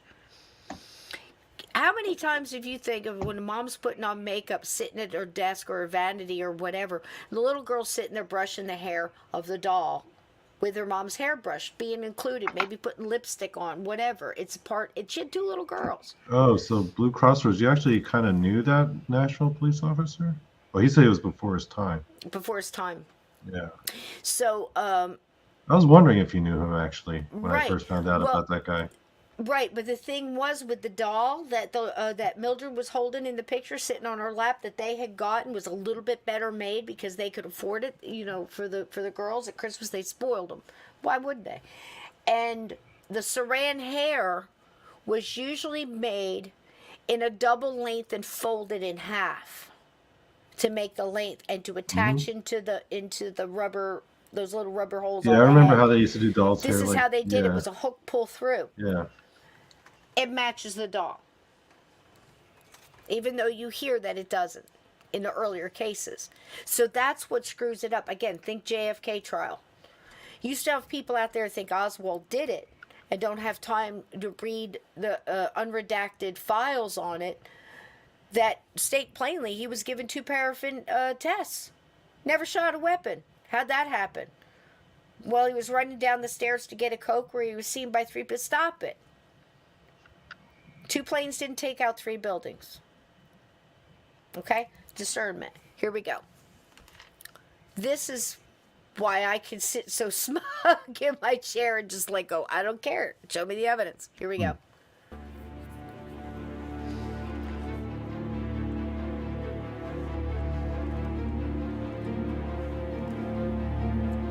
The blood. What's that? You mentioned the blood types. That's right.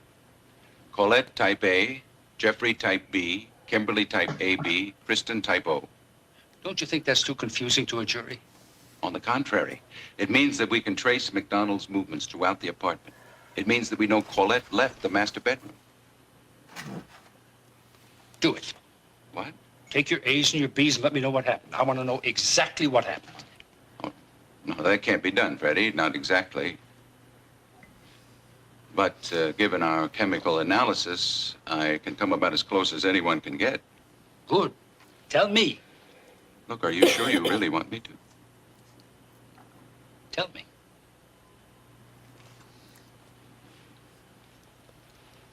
Here. Started here in the master bedroom, after Kristen had wet the bed and gone back to her own room. The hairbrush that was found by the side of the bed, it's quite possible that the very first moment of violence came from your daughter hitting MacDonald with that hairbrush. We know that he had a slight abrasion above the left eye when he was admitted to the hospital. At this point, Colette was bleeding from the nose and the mouth, and the blood was spreading out all over Jeffrey's pajama top. The pajama top was ripped open and the pocket was torn off. And it was here we found the largest number of pajama threads and fibers. She found a knife nearby and used it to protect herself, making cuts in the pajama top, dull tearing cuts that would be made by a knife of this type. Kimberly heard the struggle going on and came into the room. A neighbor was awakened by her dog barking, said she heard a woman screaming and a child crying.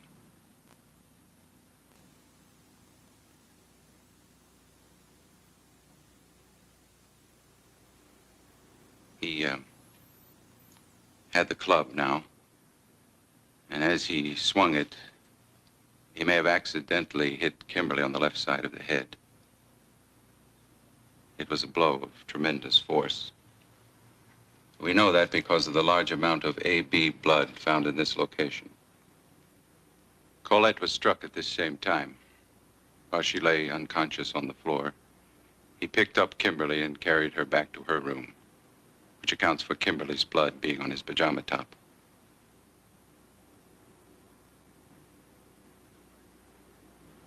He was still wearing the torn and blood-stained pajama top, and 19 threads of it were found in the child's bed covers.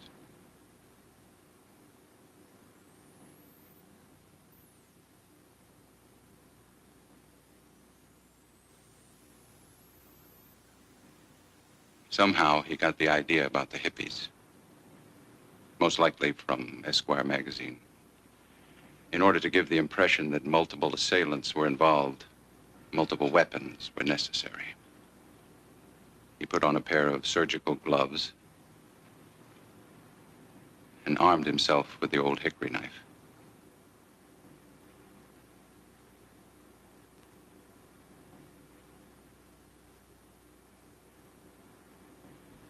And then in Kristen's room, the child was stabbed in her back and also in the chest. Several threads from his pajama top were found in her bed.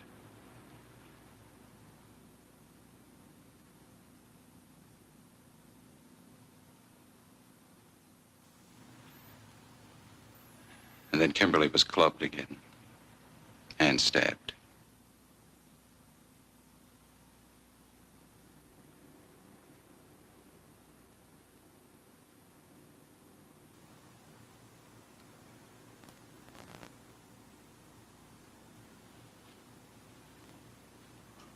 You want me to go on? Do you want to hear it? I have to hear it. Colette regained consciousness and in a state of shock went into Kristen's room.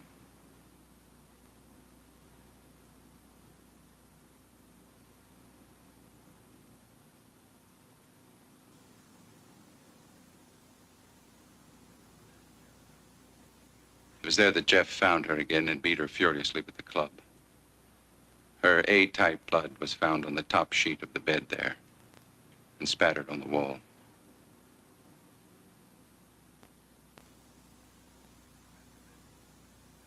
In the master bedroom, he collected the bedspread and sheet.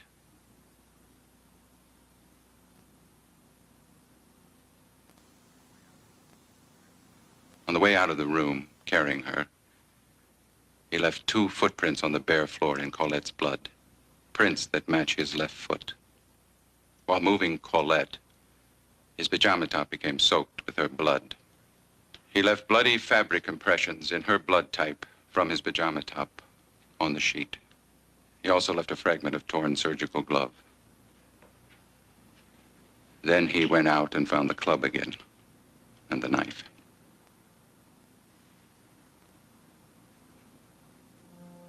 And then? God knows what kind of maniacal rage seized him then. But he came back to Colette and struck her a vicious blow with the club, leaving a scrape mark on the ceiling as he swung it over his head. Then he stabbed her repeatedly with the hickory knife. Several threads from the pajama top were found under the word pig.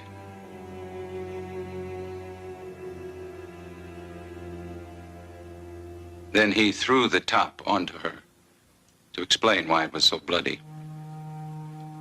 He stabbed Kristen many times with the ice pick, presumably before he went back to Colette in the master bedroom. And then, and this is very important, when he used the ice pick on Colette, the pajama top was over. The ice pick went through the pajama top over and over, leaving smooth cylindrical holes. He ripped off the gloves, and 4 fragments of them fell about the room. Fragments that were identical to the gloves, the surgical gloves, found in the kitchen cabinet. He now had to set up the living room to make it appear that there had been a struggle.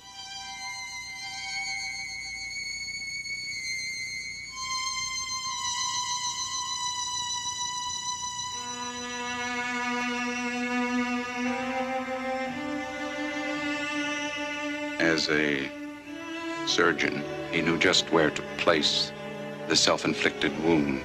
It would prove that he was attacked. It was nothing, of course, compared to what his family had suffered. Many drops of MacDonald's blood were found in the sink. He wiped the weapons clean and put them outside in the backyard.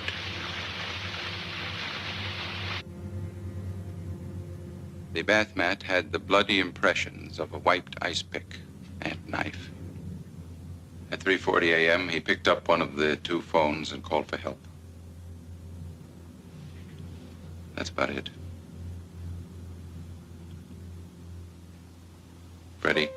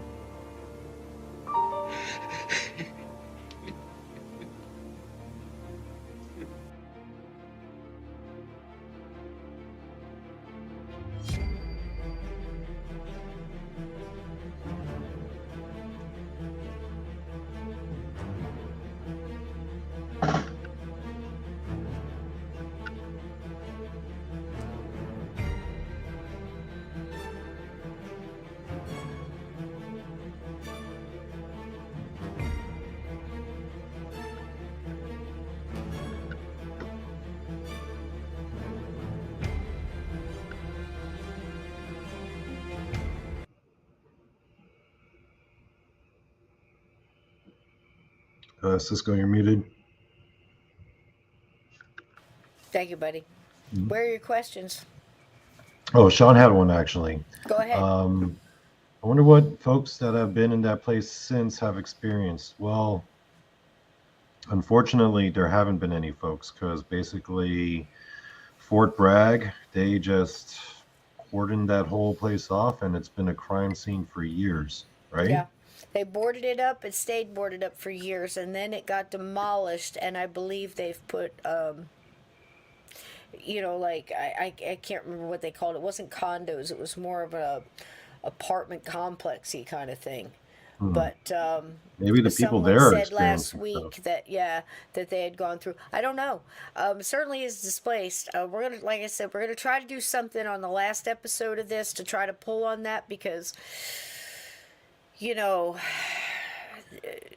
These poor girls, and I've seen a lot of stuff up there. Linda, was it in the book that there was suspicion that was not Jeff's baby, that maybe that Colette had enough and was getting a little on the side? Is that a possibility? Was that something was backed up with any kind of evidence, or was that just maybe somebody's thoughts? Did you hear that, Donnie? I hadn't heard that. And if I did, I've forgotten it. So if anybody's That would be an interesting theory, though. if anybody's got anything like that, for sure. I mean, it's like almost. I tried very hard to not even take into consideration, that he was a philanderer, undisputed. There's so much evidence out there. I mean, letters, and it doesn't mean he killed the family, but it definitely goes towards his personality. It goes towards the fact that this is what I want, this is what I'm going to have, and nothing's going to get in my way. I'm not saying he planned this. I believe if he did do this, if all the evidence in front of me that I'm wound up with is saying that he did. I think it was not an accident, but an escalation, overreaction. There probably wasn't that much more than a push me, pull you between him and Colette. She probably smacked him and he didn't like that, I'm sure. But I think the whole thing with the little girl was an accident. And he was confused because now she's in there screaming, "Stop it, stop it, stop it." He had just put her back in her bed, according to him. It's the only part of his story that really actually matches up. And the fact that he was sleeping on the couch. But explain to me why no blood was found. Little or no, in some cases it was said. And then it was stated over and over again, no blood no wood splinters, nothing like that was found in the living room. So how do you have a fight with 4 people for your life, for the life of your children and your wife and your unborn child, without one drop of blood if that's where you got stabbed? Again, You didn't. I'm just asking. Yeah. You know? I'm just asking. Tell me how that happens. Tell me how somebody can walk through this, come in the back door, 4 people, again, 1 woman with a lit candle, to the point of I've gone back to see how common was it to have dripless candles in the 1970s. You know what the answer to that is? Extremely uncommon. High-end hotels, restaurants and stuff, mostly not in the United States. Where did this woman get this candle? And if she is a Satanist, and she is a practicing witch that knows what she's doing, and she is going to a ritual, a sacrifice, as we've heard, brought up, what is she doing carrying a white candle? She doesn't know her candles? She doesn't know her colors? She doesn't know her spells? Come on, there's a little witch in all of us. Whether you're an herbalist or a Native American, you know the color and intent and words and symbols and everything that has a meaning. But she's carrying a white candle, which is purity and light. Doesn't add up. But Jeff says it's a white candle. Lit up her face. At the exact time he heard her say, acid is groovy, kill the pigs. Over everything else. And here it is right here. Here's all the blood evidence. I left it up here, so if you want to pull this episode up and you want to stop it, and you want to look at it, or you can research it yourself, it's widely available. Again, undisputed. And think. You know, here they are in here taking fingerprints. This poor guard, scared to death, has no idea what he's doing. Out here guarding this mess. It was horrible. Little girl's room. This is the lawyer that Jeff gets. Actually, his mother gets for him. A celebrity lawyer that, what was his name again? Barry? I'm so tired. I'm sorry, guys. I want to say Barry Singleton, but that's not it. But Barry Siegel. Barry Siegel. There we go. Oh, no, sorry. Bernard Siegel. Bernard Siegel. There we go. It was good. I mean, there was no doubt. He's sitting around smoking cigars by the pool, and, you know, people coming up giving him information for the $5,000 reward payoff. You know, just, you know, of course it has to pan out. They're not just handing out, you know, $5,000, but, you know, people are going to come up and, you know how many nuts? Again, the living room. All right? Look at that. Again, whose blood was on the magazine that had the Esquire thing in it? Do you think that it's possible? At this point, he's panicking and trying to, well, how do I stage it? I can't just leave. He's packed the bag somewhere in here before he calls anybody. We don't even know how much time. You can only time estimate the death around the phone call, and of course the temperature of the liver and everything else. He was running around like a bunny with his ass on fire. Pack that suitcase. We know it. Because if it was sitting there during the murders, it would have had the blood splatter on it. There's no void. There's also no void of anybody else standing in the room, other than what's been accounted for in the take you just got. Blue, that would be pretty strong information, wouldn't it? Where's the voids? There's 6 people in this small house, Blue. Why are they not stopping the blood splatter in these rooms where these 3 people were absolutely bludgeoned to death, where the blood was like part of the wallpaper? You'd have a void if somebody was standing there of a person. Stop the arterial spray. Right? I mean, I swear to God, I'm no detective. I'm just spitballing here. But I am the mother of 2 boys. And I've had to go in and crime scene the hell out of some rooms to try to figure out who was telling me what. Right? Who goes here and throws all the weapons together in a spot? You know who? 4 hippies out for a sacrifice, or obviously a drug stealing major burglary where nothing is stolen, no drugs are confiscated, no needles are taken, no evidence is left. These guys are criminal masterminds. They're so cocky they don't even bring their own weapons. We'll find something. We'll use whatever's available. It'll be fun. Bring a candle. A white one that has nothing to do with any kind of Black Sabbath ritual, magic, sacrifice of any kind. It's the opposite. Just spitballing. But they're criminal masterminds. They leave no evidence. They find all of these weapons handy dandy. They're for any and all to have, right? And they use them very well without getting any cuts, no cuts on these slippery ass handles, plunging over and over and over through bone, muscle, blood covered and soaked, slippery hands. They didn't leave any blood behind. It must not have been cut. All blood's accounted for. I'd get a cut if I stabbed somebody 40-something times with this little garbage. My hand would slide down it. I would imagine. I could be wrong. What do you guys think? There's the club. Something was around the house. Multiple people saw it. Multiple girlfriends of Colette's.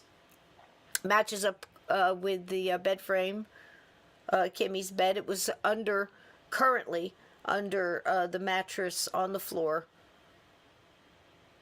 Under Colette and Jeff's bed.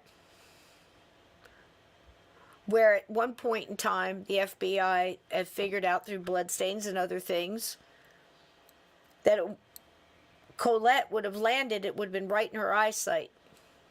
Do you think maybe she picked it up first? Maybe hit him with a little more than a hairbrush? Was he a little out of his mind? Was his eyes a little wild? Was he a little crazy because of the speed and the overworking? Had they fought before?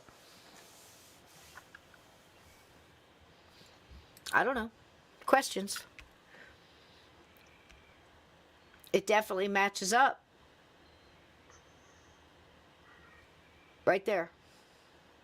Evidence accepted in court, seen by a jury, undisputed, came from the house.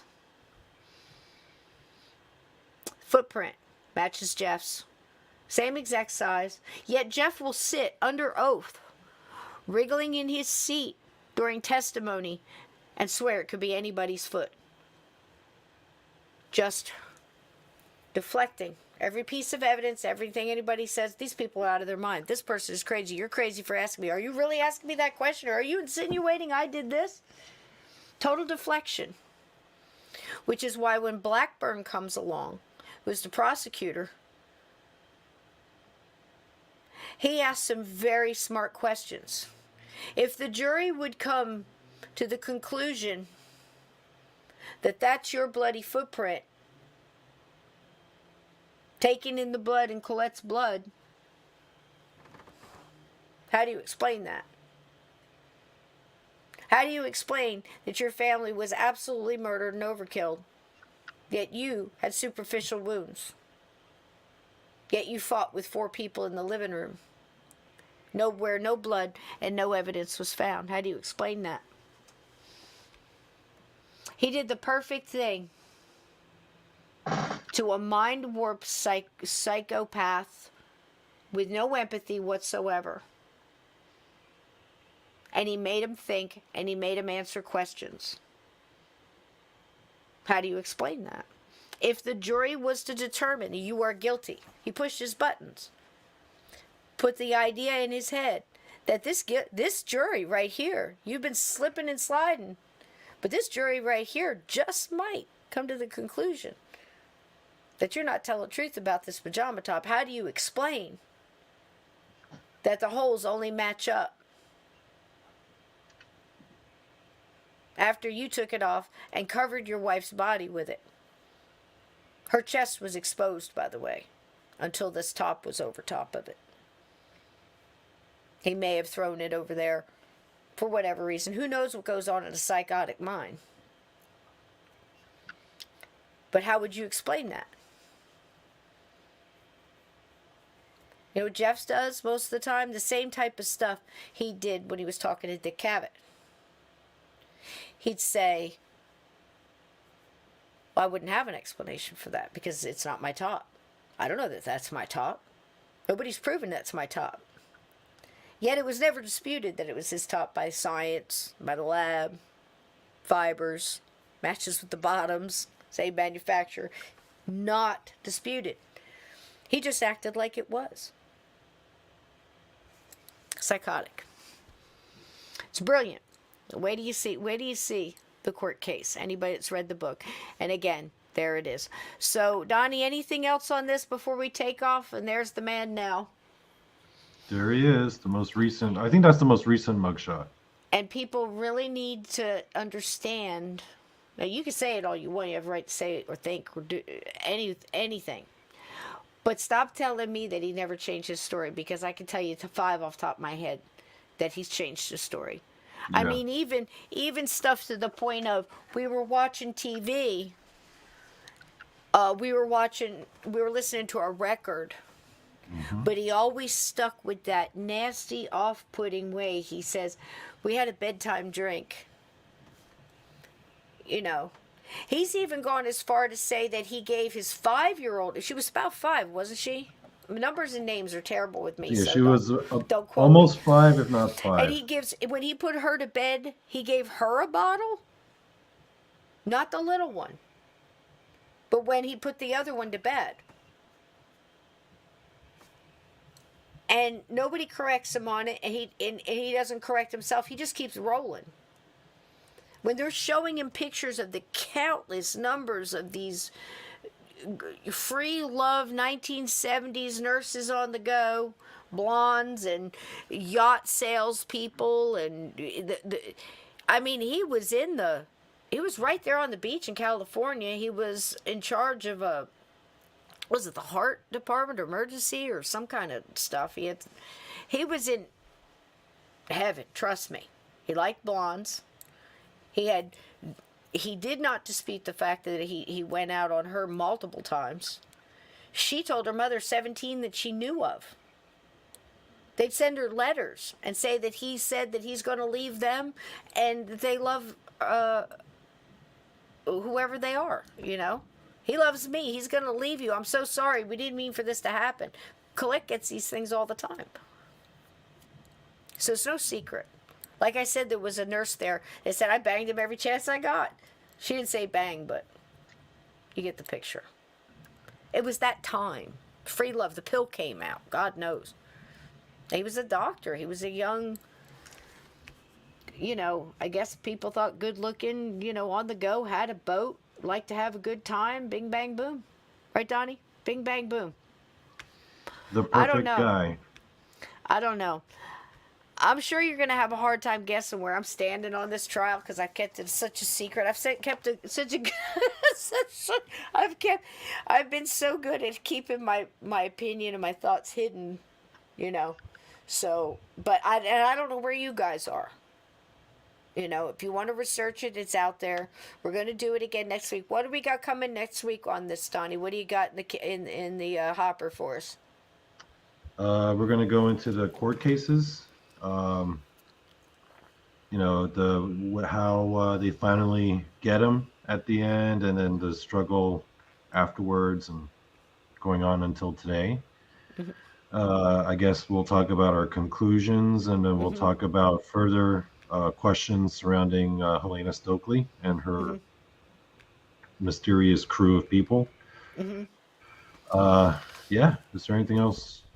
Well, I think the last thing we should do before we go, because I'm going to play that one with the nice music. That way, if any of you guys, feel like you don't want to leave on a bad note, that music is really nice. And in the very beginning, it shows some happy pictures of Freddy and Colette. And, I don't put a lot on the kids because I mean, these poor people have been so exploited, and I'm not trying to do that. What I'm trying to do, like I said, Oh, yeah. is get you just to think about it, and also think about just listening to things and headlining. I know we don't do that, but you see other people, and it might help you help them.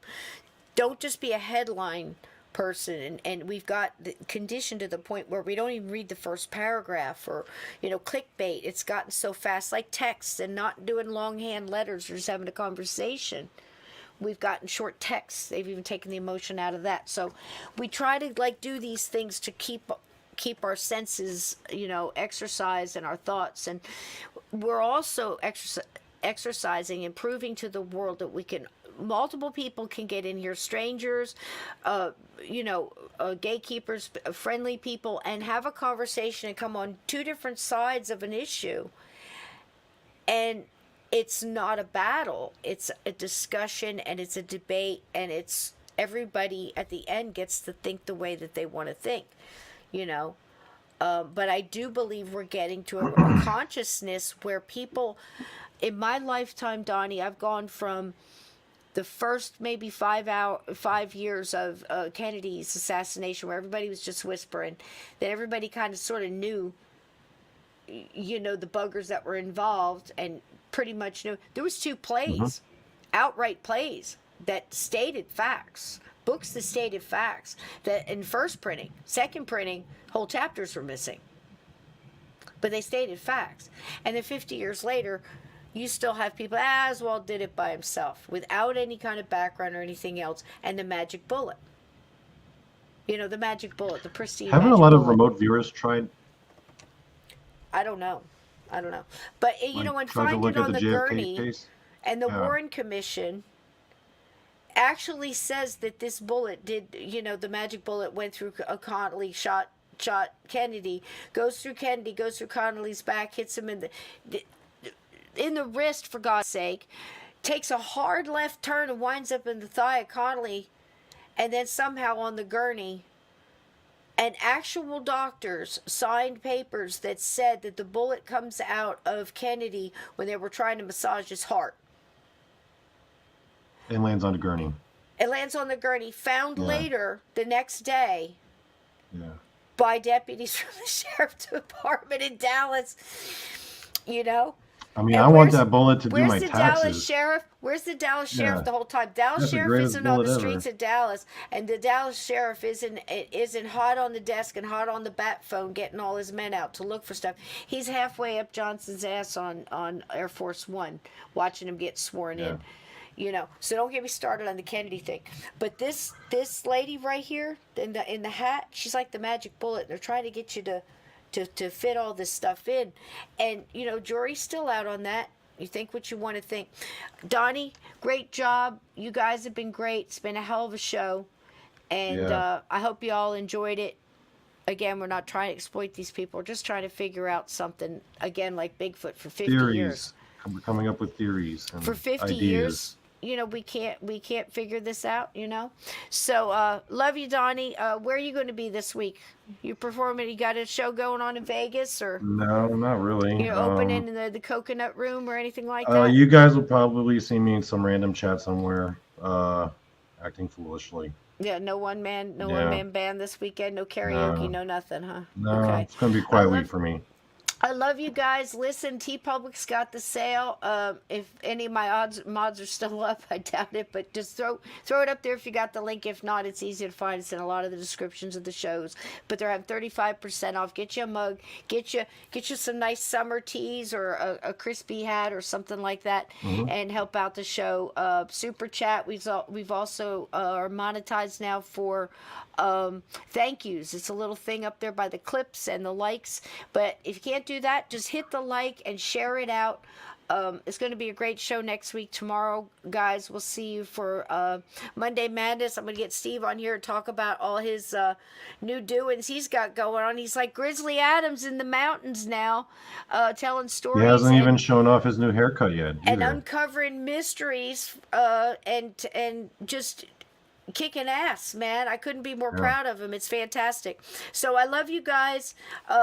Be good. Listen, keep your feet under the covers, your closet door shut. For God's sake, lock your doors. I mean, it's not being paranoid. You have locks, use them. If you don't have them, get them. And if you don't, just be safe, will you? Prepare to defend your territory, damn it. I love you. I'll see you tomorrow night, Donnie. Yeah. Good night, everybody. I'll see you tomorrow. Great job, baby. Great Thank job. Really. It's been so much fun. This was Look fun. At this. Look at these beautiful people, Yeah. man. I didn't This even is think- what it's about. What, babe? I didn't even think I would have so much fun with a true crime story about it. I'm Yeah. having a lot of fun with it. Well, we want to remember what it's about, too. Yeah. They didn't deserve this shit. No one ever does. And they haven't stopped telling us the truth since it happened. So, good night, everybody.